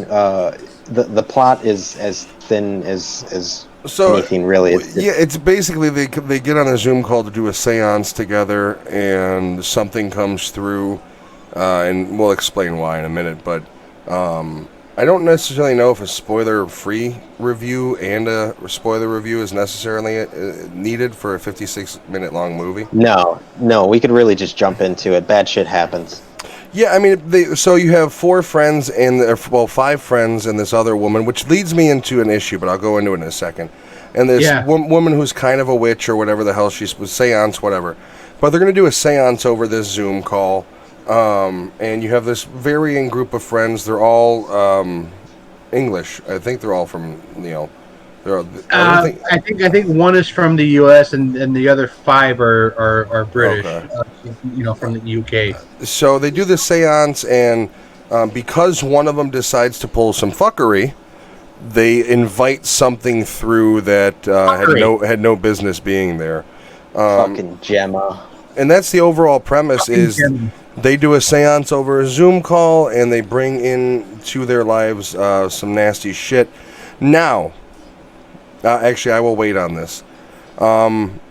We'll start with Alex. What was your overall impression of the movie? And now try to keep it. We'll focus on the front half for right now, and then once we get into the end, we'll focus on that. Now, I really did like the movie. 56 minutes. It was just like, what can you do? What can you possibly do in 56 minutes? I did enjoy it. I really liked it. The stuff that happened as we were moving along, it like kept freaking me out, and I kept having to rewind it because my wife kept falling asleep. So I was like, "Did you see that?" And she goes, "No," and she has the pillow on her face. She doesn't like this kind of stuff, and it's stuff that actually makes her freak out. And I loved it every time as we were going along. My wife really doesn't like stuff like that involves any kind of seance or anything like that because she actually believes in that stuff. So that just made me fucking love it even more. There was certain parts where I was getting kind of pissed, but I get it. I mean, I get it as the story progressed. I didn't like the main character. That was the main thing. You can go into details if you want. Just for right now, stay in the front part of the movie, and then we'll come around to the back. Okay, yeah. So the main character Haley, I didn't like her at all. I didn't like her because as soon as it started, she was just projecting herself as this person that fucking was going to be hating everything that was going to happen, or some kind of like. Well, she was the one who actually organized it, though. I hate to use the word. She was like a very Karen person. I hate to use the word. Well, see, that's the thing, though. I mean, I will agree with you, but it does go with her character because she was the one who invited this woman on the call and everything. Yeah. No, so for her to be kind of like, what the fuck when they kind of fuck around with it, I can kind of understand that character decision. But to project yourself as the Karen as soon as it starts. She was snotty. I will agree. Yeah. But I did enjoy this whole movie because it made my wife fucking shudder every time. Yeah, it was on Shudder. On Shudder. No pun intended. Are we getting paid for that? Yeah, sponsored by no one sponsored. But to make my wife fucking get like you're really weird about everything from the beginning. I liked it. I like that how it progressed as it went along. And then there's other things like that, I don't want to spoil for other things. Well, we'll let Lewis give us his kind of hot take on the first half. I will say I actually I watched this movie and I'll get into that, but I didn't watch it with my wife because I was worried that she'd have issues because those type movies fuck with her. And then I watched it and I'm like, good choice not to watch it with her. Go ahead, Lewis. Your little hot take on the first half. Feel free to go into detail. We're not doing any spoiler-free shit on this one. Yeah, so I watch a lot of horror movies, and this one I did actually watch. Yeah, I watch a lot, too many. This one I did actually watch with Shay, and I can get a good gauge of if the movie is actually kind of pretty interesting because she actually fucking paid attention. Exactly. As far as the acting, what sums it up for me is Matt was watching it and was kind of like live texting, and one of the texts you sent me was like, I already want all these people to fucking die.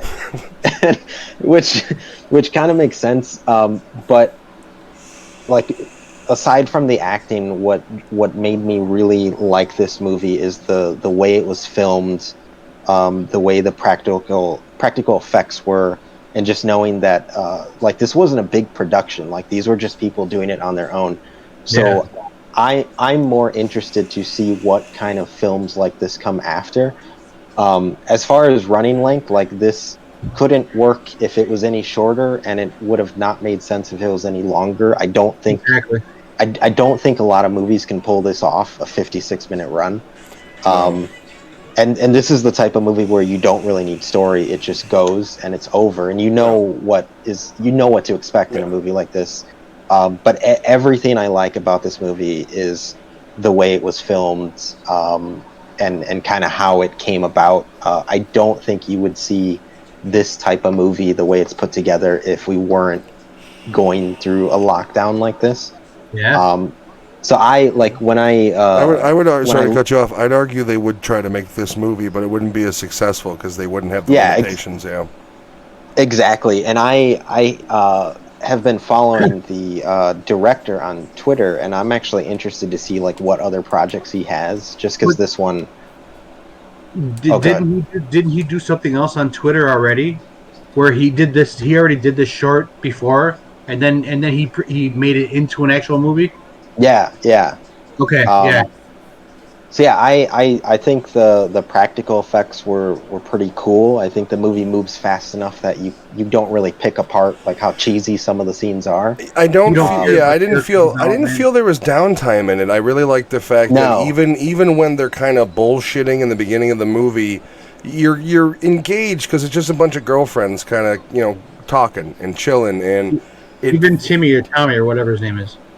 Okay, so I have to say this. No, I can't say it yet because it involves the ending. So, Lewis, anything else that you wanted to take? Anything else you wanted to say on that one? No, I mean I loved it, but I think my love of it comes more from its creation and the production and all that. Other than that, the acting is as terrible as any. Well, okay, exactly. so I'll kind of take my first hot take, the first half. I didn't actually have any problem with the acting. I felt the fact that it was like bad acting gave more legitimacy to it, because you know what I mean. Like you're having it's supposed to be raw emotion, and I think they conveyed that well enough. I wasn't looking for Morgan Freeman to perform on it, so I was okay with that. The characters, though, except the one character I thought was okay. I think her name was Emma. She's the one that ends up with the looping video where she's checking her phone. Oh yeah. I thought she was the only real likable person in that group of people. So yeah, you're right. I text you from the moment the movie started, and they all got on the call. I was like, I hope every single one of them dies. And this is going to segue into the next part because spoiler. They do. Now, one huge issue I have with this movie, from a logistical point of view, and I will say I loved the movie. I actually really liked it. I watched it in the perfect, in my opinion, watching environment, which was in my little streaming cubby, lights off, on my computer monitor, which in my opinion really engrossed me because you're looking at people through the lens of another computer monitor. So it's like you're a member of that team. I do suggest if you can, turn the lights off, watch it on the computer monitor, sit close because it's a slightly, I think, different experience. It was cool that way. I wasn't scared. I didn't have any moments where I jumped. There was nothing like that for me. However, the vibe they give, I'm a huge fan of the found footage movies. And I would say that this movie, despite its 56-minute length, is one of the better movies to do the paranormal activity genre in a long time. They hit it on the head with what they did, and we'll go into some of the things like we talk about practical effects, and I'll branch on to the one issue I have with the movie. Logistically speaking, it makes no sense for Eddie to get killed. His laptop was closed before the seance was ever done. He wasn't even there. He had the only reason they killed him is because they go, well, fuck, we've murdered all of them, we need somebody else, right? However, murdered his girlfriend. However, that's the really cool thing. I do have to admit, when he goes out and he's by the pool and she's levitating above, and you see her neck go and drops right into the pool. As far as practical effects are concerned, that was amazing. His death was really cool. It travels him into the barn until he gets lit on fire. I don't have anything against how they took him out or anything like that. I just don't feel it made any sense for him to be in this situation. In my opinion, it should have been, they get to the end, you see what happens, and he pops back on the chat and he sees the chaos. He's a lone survivor. Exactly, because he didn't have any, he wasn't, but that's the only issue I have with it. That was he's my the final girl. Yeah, practical. And from moment one of the movie, they show the troublemaker, the one who invites the seance to happen. Gemma. They set the tone with her closet door opening and the ironing board falling out. Because later on in the movie, they have a duplicate shot of the girl. The one who ends up running to her apartment. Gemma.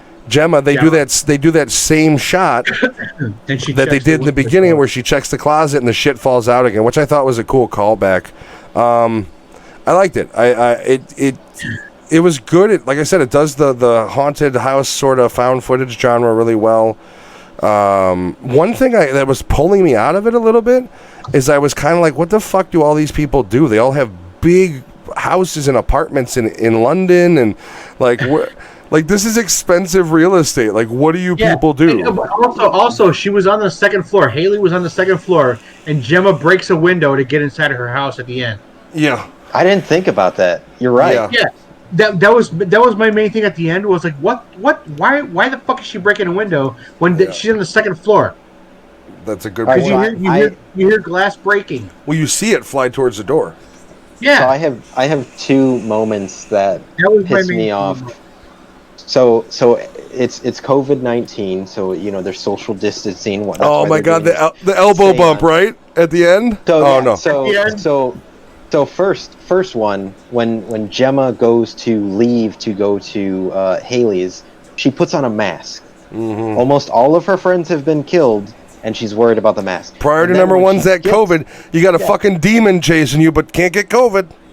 Then when she gets to Haley's and sees she's alive, fist bump, and it's like, no, is that elbow bump? Elbow, yeah.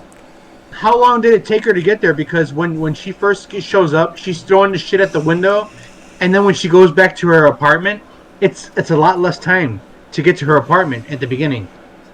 Also, how did she get on the second floor to break the window? It's a good question. Remember when she goes back to her apartment now, and then they do the feedback at the beginning?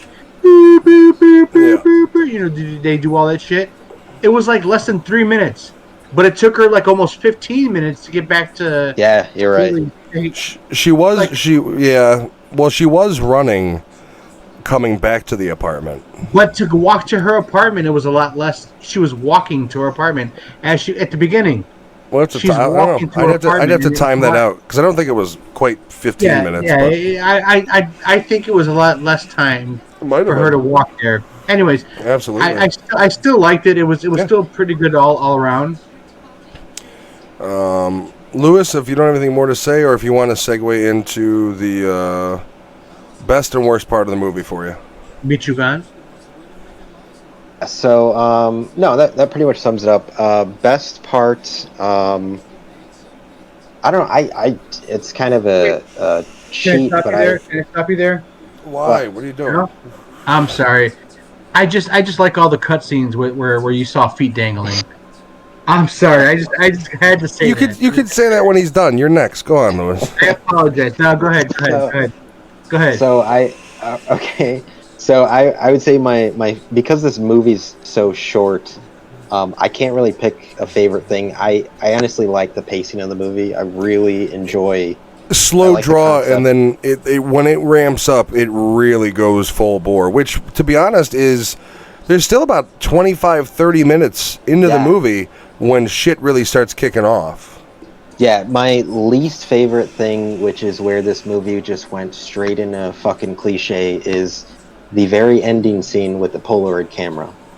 It's like, I think they could have did a quick, cheesy get to the end credit better than the Polaroid camera. It just was stupid. It didn't need to be in the film. Yeah, I agree with you on it. I do appreciate the fact that they ended the film with a solid, these chicks are dead. Yeah. It wasn't just like, end of the meeting, you don't know what happens to them. Like, I like that they at least give you that. I also feel that the demon or whatever it was very cliche in its design. Yeah. Very Paranormal Activity-ish, which I wasn't a huge fan of. Alex, your best and least favorite? I'm sorry. Yeah, I cut him off and I said it, but the whole every time I saw the feet dangling, I love that part. I love the feet dangling. Oh, in the pool? It did it. And every whenever it showed up, it was just like, holy shit! You saw that? I had to like rewind it like 5 times just to show my wife, because I was watching and she was holding a fucking pillow on her face. But yeah, that was my favorite. What was your least favorite? My least favorite was Haley. It was just her in general. In general, that bitch did not sit well with me. Yeah, she didn't. And then Gemma's yeah, Gemma. Haley and Gemma, the combination of the two. I don't know. I don't know what it was about the two of them. They just both they wronged me in the whole movie. And it was only 56 minutes. It was only 56 minutes. I watched it twice. They double wronged me. Okay. 12 minutes long. All right. So my favorite. Oh, sorry. Yeah, go ahead. No, please. I'm sorry. I thought you were done. Go ahead. No, I'm good. Good. Okay. My top favorite. My top scene. I'm gonna say my favorite is the entire last half when shit kicks off, because I'll tell you what, my favorite scene is when they was it because I actually rewound that back, and that's when I text you guys, because I caught when it switches frames, I caught a face, and I'm like, what the fuck was that? So I went back and went frame by Blake or whatever, frame by Blame or whatever that was. And I was like, holy shit, dude, that is her face. Like, she gets whipped towards it. Initially I thought whatever it was throws her at the laptop, and then I'm like, what the? And then 10 minutes later they show her headbutting herself into the fucking keyboard over and over. Least favorite is I don't know. They have the seance lady who starts all this, right? And then she's just like, oh, we've got to get rid of it. And then that's the last of her. Why wasn't she murdered? Yeah, I don't. You're gonna kill the guy that wasn't even part of the seance, but you leave her alive. You see the books fly off the side. Yeah, unless you're just supposed to assume she's murdered. So another thing. Her takeout. My takeout's here. Yeah. Another thing in the scene where they introduce Teddy and he shows you the music box, you're like, that's going to come back later. Immediately, you're like, okay, that's going to turn on. That's a haunted object now. We get it. Wait, little cliche. Can you do a big smoke and then take out? There you go. There you go. I didn't really try that hard. I'm not going to lie. Music box. I thought the way they killed him off was pretty cool. I mean, he had the best as far as like chase through the house type death. That's when they start throwing everything at him. I do appreciate the cupboards and shit. When they were with Haley, I think's her apartment. When Gemma comes and finds her alive, I was kind of like, damn it. Like, really? They kept her? But then the ending happens and she's obviously dead. My least favorite, I don't know. I didn't like, I don't know. You know what we haven't even talked about is the fact that they kill the one woman's husband. Yeah, that's where right. he just drops from the fucking ceiling and boom, like she's looking for him. She's calling his phone. Radina. And he probably deserved it.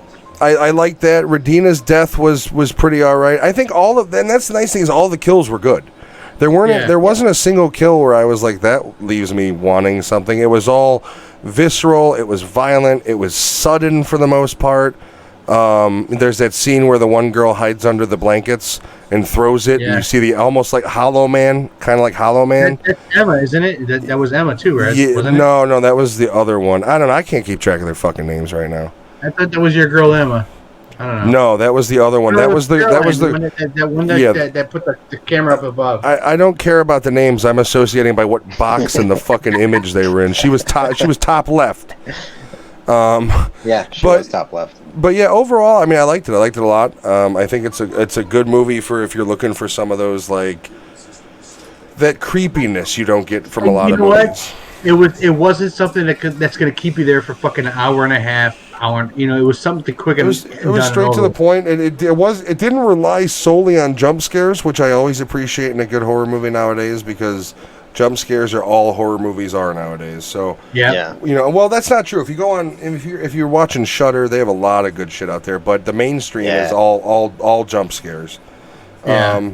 But overall, I don't know. I really liked it. I'd watch it again. I'd watch it with my wife if she wasn't such a pussy. I think I'm going to watch it with my 14-year-old, so we'll see what happens. So okay, so this kind of brings us on to our next list, and this is our theme. So we're actually going to go over the, excuse me, my nose is itching, the 12 best found footage movies. This doesn't really give a numerical value to any of them, so I don't know if that's how they're going by it or if it's just we're going to read them out. But first and foremost is one that most people in general have seen, the Blair Witch Project, which if you haven't seen it because you've lived under a fucking rock for 25 years, Blair Witch Project is the first basically found footage movie. Group of documentarists, whatever you want to call them, go into the woods searching out this supposed haunted area, and they find it, and strange things start happening around them. And the movie, and we talked about how I wasn't a fan of movies just cutting to black and that's it. Blair Witch Project is the inventor of that, as we all know how it ends, where camera turns, sees dude in the corner, and done. But it wasn't he like in the corner going like this? No. No, I thought that's what it was. You thought wrong. Shut up. Shit. Sorry. So the marketing for this movie was pretty cool because the actors they marketed it as like an actual thing to generate buzz. The actors kind of went radio silent as soon as the movie was finished. This came out like I think like 2000 maybe 99. Oh, Blair Witch. 99. Yeah. And if I'm correct, like it was the whole project was done. It was like kept under wraps. There wasn't huge promotion for it. Like this movie, like you would not have Paranormal Activity without this movie. Like the directors them said that they wanted to basically give people the same feeling they got when they saw Blair Witch. Well, it's interesting because all the things you're saying, Paranormal Activity did as well. They paralleled it. The viral marketing, the actors using their actual names and no last name. The way Paranormal Activity was actually, the movie's presented as is that it's security footage pulled from the home of these people. And it was, when it came out, there weren't really credits. It was just this person as themselves, this person as himself. Alex, do you have anything to say on Blair Witch Project? Blair Witch Project or the Blair Witch?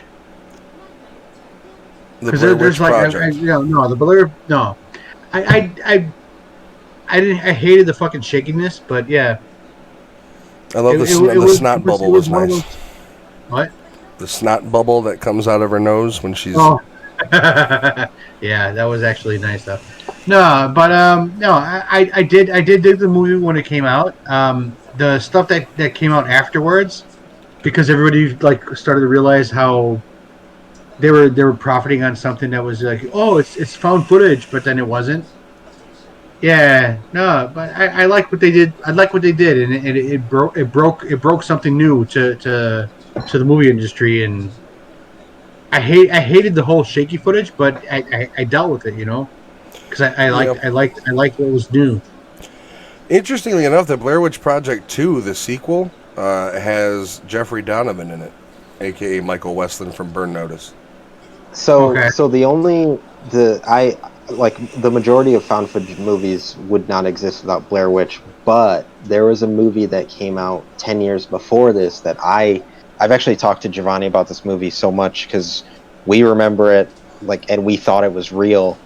It was called the McPherson tapes. I don't know Oh, if you guys have seen that. Yeah. So that actually came out in 1989 when I was born, and I Jeez. remember we saw it just like on syndication on TV, and we fucking thought this was so real. It was terrible movie. It was like alien abduction, like VHS style. Yeah, I remember. Yeah, and that was they actually literally played that a on decade. Fox, I think, at one point. Yeah. Yeah, I remember that. Yeah, it was cool though. I mean, it was well done because that, if I remember correctly, they really did it well. Where it was like on a farm or something, right, with lots of land and isn't that the one that ends basically with like they show the aliens land and they're like just kind of wiping, like they show it, one of them kill a cow. And then it kind of goes to, okay. I actually have to look that up again. I forgot what that was called until you just said it. Holy You guys shit. used to watch a lot of Channel 9 at the end of the night, man. Huh? No, that was, no. Everything. When that was on TV, I remember it being on Fox 32 primetime. When they used to live upstairs, all they had was like all the basic channels. So yeah, that was on Fox 32. For years, I could not think of what that movie was called. It was just in my mind, and you can find it on YouTube. It looks terrible, but I'm gonna watch that. I've never seen that, and I've never seen that. It's and neat. For you to see that before me, that's crazy. It's trippy because at the time it was like, holy shit, that was cool. 1989. I've never seen that shit, and for you to see that before me, that's fucking nuts. That movie gave me and Giovanni nightmares. Aside from fucking the stuffed Tigger being put in your... I have to check that out again. I haven't seen that in years. Yeah, it's called the McPherson tape. Huh. Holy shit. Okay. I gotta check that out now. That's another one. So we were talking about this one. This is Paranormal Activities number 2. Not much to say. I liked it. I have a nice story of in my relationship with this movie. We went to the movie theater. Now, when this came out, it wasn't in all theaters either. It was select theaters, and only big theaters at first had any showings of it. And I remember seeing the commercials, and I was like, fuck, I really want to see that movie. I wonder if it's in Chicago at all. And when I had looked it up, it was only downtown. So I went to the city north, by the north side, and Jen and I were going to go see something else, and she was like, I had seen the poster that it was showing in their RPX showing, and I was like, dude, I really want to see that. And she's like, well, do you want to see that instead of what we're watching? And we ended up, that's how I saw the movie, and I'm a huge fan of Paranormal Activity. I don't feel it breaks any new ground, but it does the found footage. I will say it is somewhat the inventor of the found footage security camera movie. At least to that effect. But yeah, no, I really like Paranormal Activity. Basic premise, the couple's haunted, and if you watch all 1,800 of the sequels, you find out why. But the first one was legit. They marketed it like it was real life, and they weren't actors, and this was police footage that they pulled off the security cameras in the house, and I really dug it. Yeah, so I know a bit about this film from a couple podcasts and that, but so this film was shot for, I think it was less than like 20 grand. They pitched it to Paramount, and Paramount told them, like, this is not going to work. We need to remake it. After a bunch of arguments back and forth with the director, they told him, like, we don't want to remake this. And Paramount said, okay, you need to remake the ending. So that's why on the Blu-ray, there's like 3 different endings. Yeah. So they went with a different ending, and Paramount said, okay, we'll put some money into it. They ended up putting like an extra $150,000 or so. So it brought the budget up to like less than $300,000, and Paramount still thought they were going to make no money from this movie, and it made almost $200 million. It was a huge. I mean, you remember the commercials, and the commercials were nothing but the night vision audiences screaming. I mean, they did an incredible job of marketing that movie.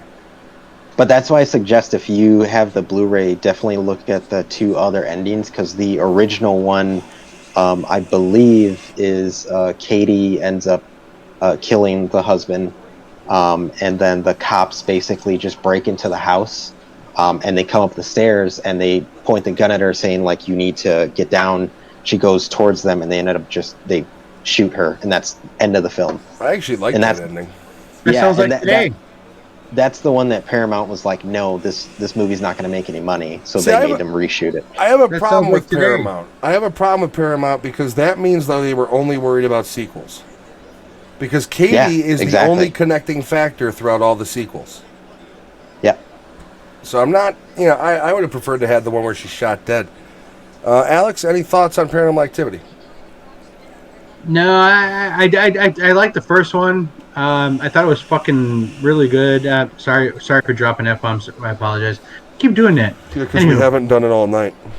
Yeah, no, but that was another, like I said, another one of those movies I watched with my wife, and whatever reaction she gets out of it, I love it, and I get more kicks out of it. But she really like had these reactions out of it, and I love it. I don't know. Anytime my wife reacts out of something, and then I know she's gonna like cut a little closer, and I can push her away. Wait, does that make sense? Does that make sense? All right, so third movie on this is we do have 12. So. I like the first one, and I didn't really follow anymore after that. The sequels that was were me. okay, but they were, But I did like the first one, man, and there was another one that I was watching. I don't know, but yeah, go ahead. Okay, so the next movie is REC, standing for Record. Yeah, This is Rec. the original Spanish version. Record. The plot is pretty Record. simple. Basically, there's this news crew inside of this apartment complex. Something's going on. There's an older woman in this one unit. She's got some sort of biological things going on with her. So they seal off the building, and chaos ensues. And it's all filmed from like a news camera point of view. They did basically a shot-for-shot American remake that still wasn't even as good as the Spanish one. Yeah, it's called Quarantine. Wait, it's good. Which one was first? Quarantine or VHS? No, or REC is which one was first? REC or Quarantine? REC was the first. VHS came out in like 2010, 2010, 2011. And then Quarantine. Quarantine is a remake of REC. It's an American remake Yeah. of Record. Record is a Spanish original. Okay. It's good. It gives you one of those found footage endings. It's a rough movie. You're not dealing so much with creatures as infected people kind of becoming like creatures. If you've ever seen the night vision shot of like the creepy, really skinny, old-looking woman creature, that came from REC. I liked it. I watched it a long time. That was back before I even worked at Blockbuster. Fun note, if you're into a much more of a straightforward zombie movie in the Record universe, Record 3, REC 3, the Spanish version, is set on a tanker liner in the ocean. And it is one of the best, most violent, awesome zombie movies I have ever seen. And since it came out, I cannot recommend it enough. It has nothing to do with the original Record virtually, except for the universe and the zombie virus strain. Completely different movies. It's not a found footage movie, but excellently done.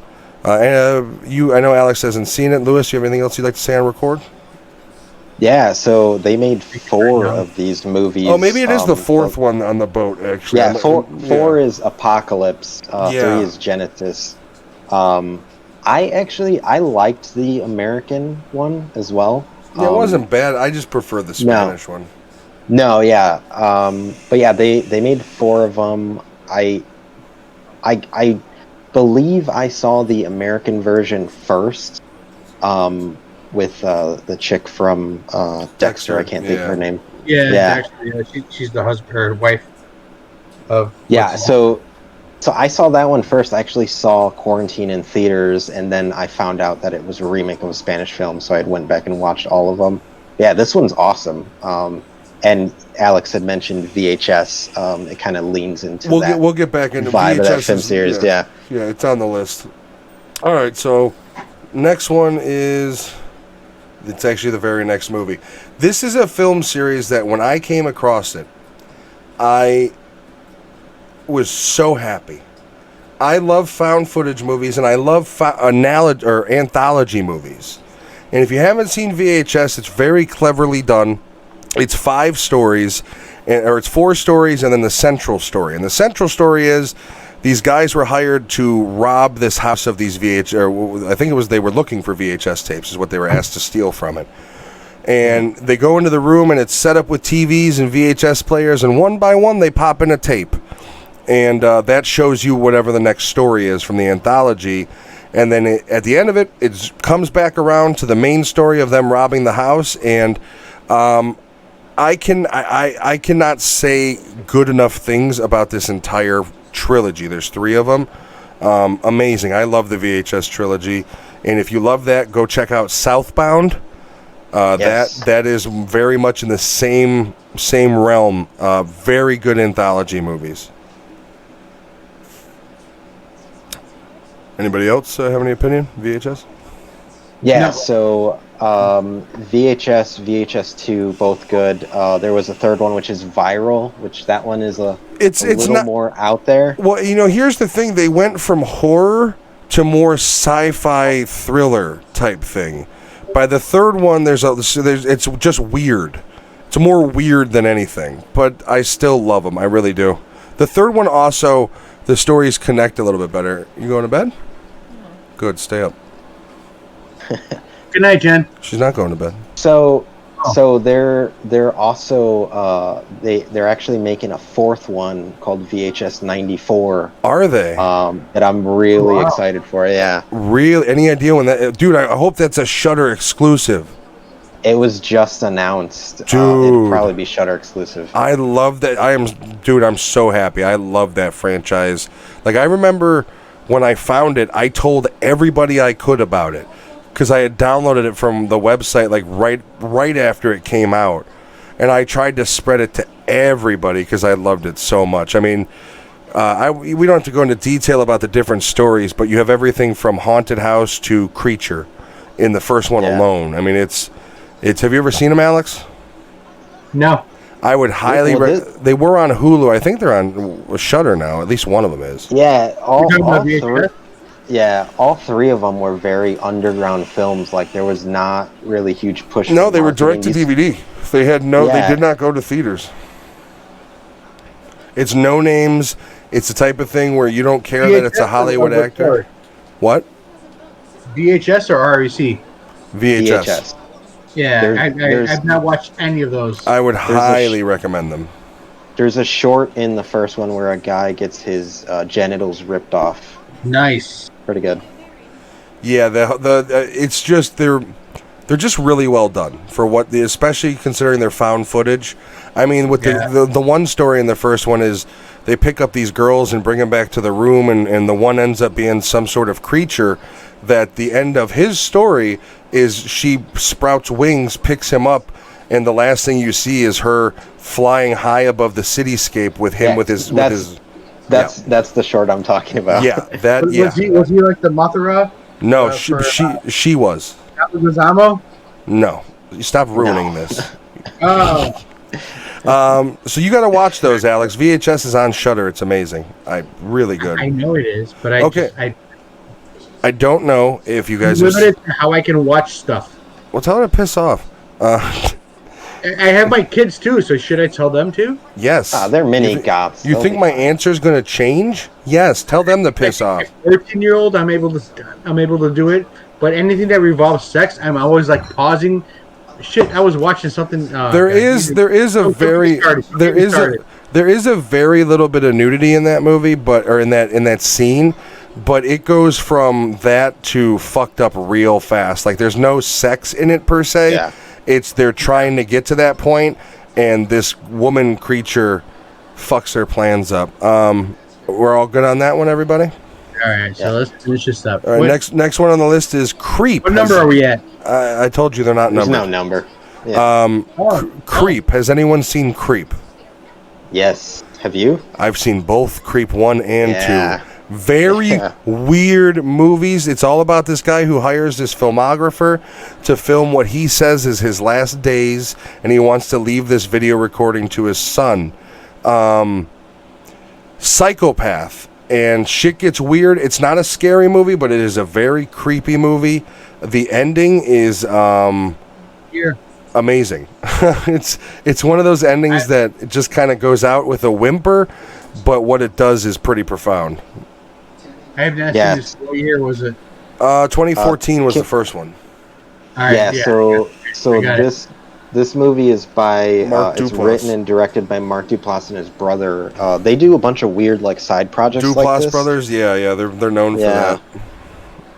But yeah, this and the sequel are both really good films, and they're short. They're really easy to get through, both of them. They're not necessarily. I wouldn't 100% classify them in the found footage genre, but excellent. Both of them are good. They both have pretty satisfying endings. They're different because the second movie kind of goes into he finds a woman that's kind of fucked up like him, but both very, very excellent quote-unquote found footage movies. Alex, you got some boning up to do. Well, send me the list every time. Okay, so I've seen The Sacrament is the next one. Has anyone seen The Sacrament by Ty West? I have. Where are you getting I this have list? not. I don't see a list. This is a great. It's a great time for you to say something. Yeah.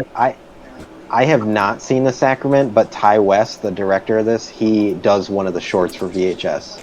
Not only that, but he's also got a couple other. His horror movies are slow moving. They're slow moving. They're pretty graphic. The Sacrament's good. It's basically there's this cult out into this wood that this film crew goes out to, and they're going to film and they're going to expose and expose the leader for who he is and blah blah blah. Things don't work out for him. Oh wow! It's a great movie. Yeah, it's basically Jim Jones's kind of story, except you're seeing it from the angle of this film crew who's kind of like trying to stop it almost. It's a slow burn, but it's one of those slow burns that constantly revs up the shit. Enjoyed it a lot, to be honest with you. The next one on the list is one of my favorites, Troll Hunter. I love this movie. I heard about it. I have Hunter. not watched it, but I heard about this one. Troll Hunter is great because it's got humor in it. It is not a balls-to-the-wall, straightforward horror movie. The guy who plays the hunter is really funny in it in some instances. The animation and CG on the trolls is done well. I actually saw this movie in theaters at the Music Box. I love this movie. Yes. At the Music Box. Yes. I saw a hobo with a shotgun there as well. I'm a hobo with a shotgun. Over there, man. It's tough to see shit over there. It's been Good years. That was 2010. So, next one on the list is actually one I've been looking for a long time, and I forgot the name of it, called Lake Mungo. Lake Mungo. Let's see. It's actually an Australian found footage movie. Let's see the facts. Teenager Alice Palmer has drowned, leaving her family shattered and compelling her brother Matthew to set up cameras around the house to capture her ghost. I've heard really good things about this, but I've never seen it myself. Anybody? I have not either, although lately all of the Australian horror films I've been watching have been fucking awesome. They do. So I will definitely check this out. The Australians love their violence in their movies, bro. I appreciate that so much about them. Next one, Cloverfield. We should have all seen that.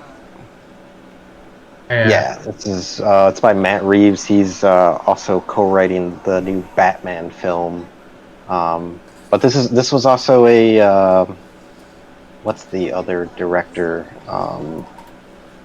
who helped on the first new Star Wars film? I can't think of his name. Abrams? Yeah, it's a Bad Robot production. So do you guys remember when the trailer came out? Yeah, I remember. I remember that the trailer didn't really distinguish what it was or say anything. I thought it was a new Godzilla movie. Yeah. Okay. Yeah, I can see that. Yeah, I did believe that too. So, Cloverfield is basically it's a monster movie. It's a found footage first person where an alien attacks New York. It's a little bit like Godzilla. I liked it. I've always loved that movie. I've not ever had any problem with it.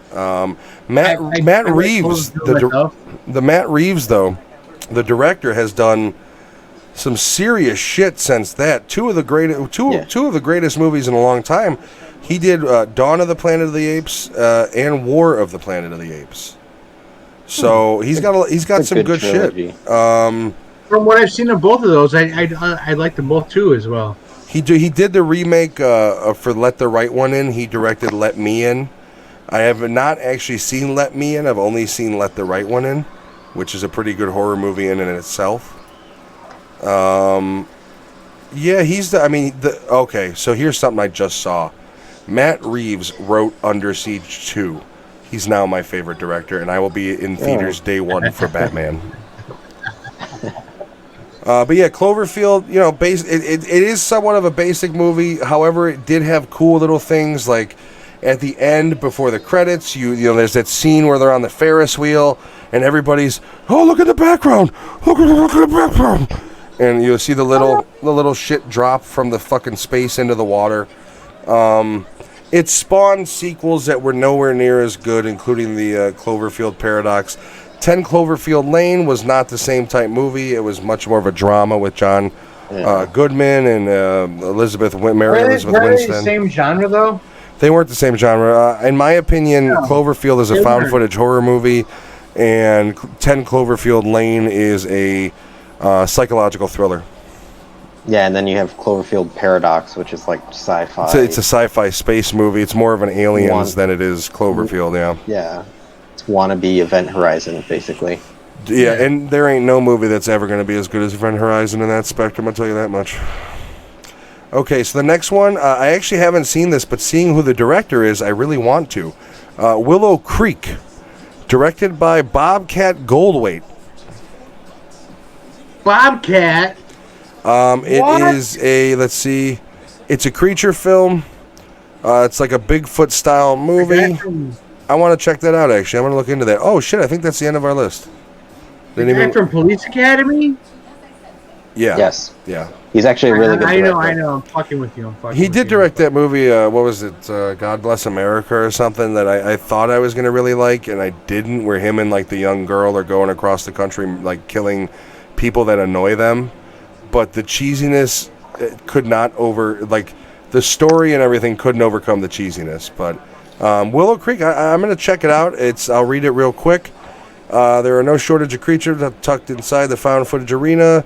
Lean and mean, and yes, of course, also darkly funny, Willow Creek adds Bigfoot into the mix with style and smarts. Like so many of its brethren, the film spins out a simple story. Couple goes looking for Bigfoot. Oops, accidentally finds them. So basically, they go hunting for Bigfoot, and they find him, and he fucking kills them. I assume. I'm going to check this out as soon as I can. So every time I think of Bobcat, I think of the Robin Williams film he directed. What is it? World's Greatest Dad? Yes. Have you seen that movie? Yes, that movie. Oh, isn't that where he like kills himself too? No, his son. No, his son dies doing autoerotic asphyxiation. Yeah, and then he died after that. And he died like let's stick to the movie. Let's stick to the movie for a second. The plot of that movie is his son dies doing autoerotic asphyxiation. Porn. And then Robin Williams basically he's a writer, a failed writer. And then he writes about his son killing himself. No. He writes. Whatever. Shut up. He writes. Shut up. I know what it's about. Poems. Well, then shut the fuck up. The people who aren't watching or are watching don't. Jesus Christ. After that, man. Fuck. Dude, it was basically he writes. He starts writing poems, and he says that the son wrote them. And he gets real popular, and that's where the title of World's is. Bro, I'm not just talking with you. Shut the fuck up. God damn. We're not having a personal conversation here. We're recording this. Shut up. You know what though? Fucking I live Christ. this moment with you. That's why I'm fucking with you. So oh God. I'm trying to explain the movie. Yeah, I get it. I'm the only one here. I live this moment with you. I remember it. Go ahead. No, I'm sorry. I thought it was okay. I don't know. I thought it was okay. Yeah, I don't really have much to say about. I was trying to say things about the movie, but you didn't shut the fuck up. We have finished our list. Willow Creek was the last. I should have been counting in my head because that didn't even seem like 12, but I guess it was. I don't know. So that wraps it up for the list. Does anybody have any final thoughts on any of the movies we talked about? Anything like that? Let's talk about World's Greatest Dad. Oh, God damn it.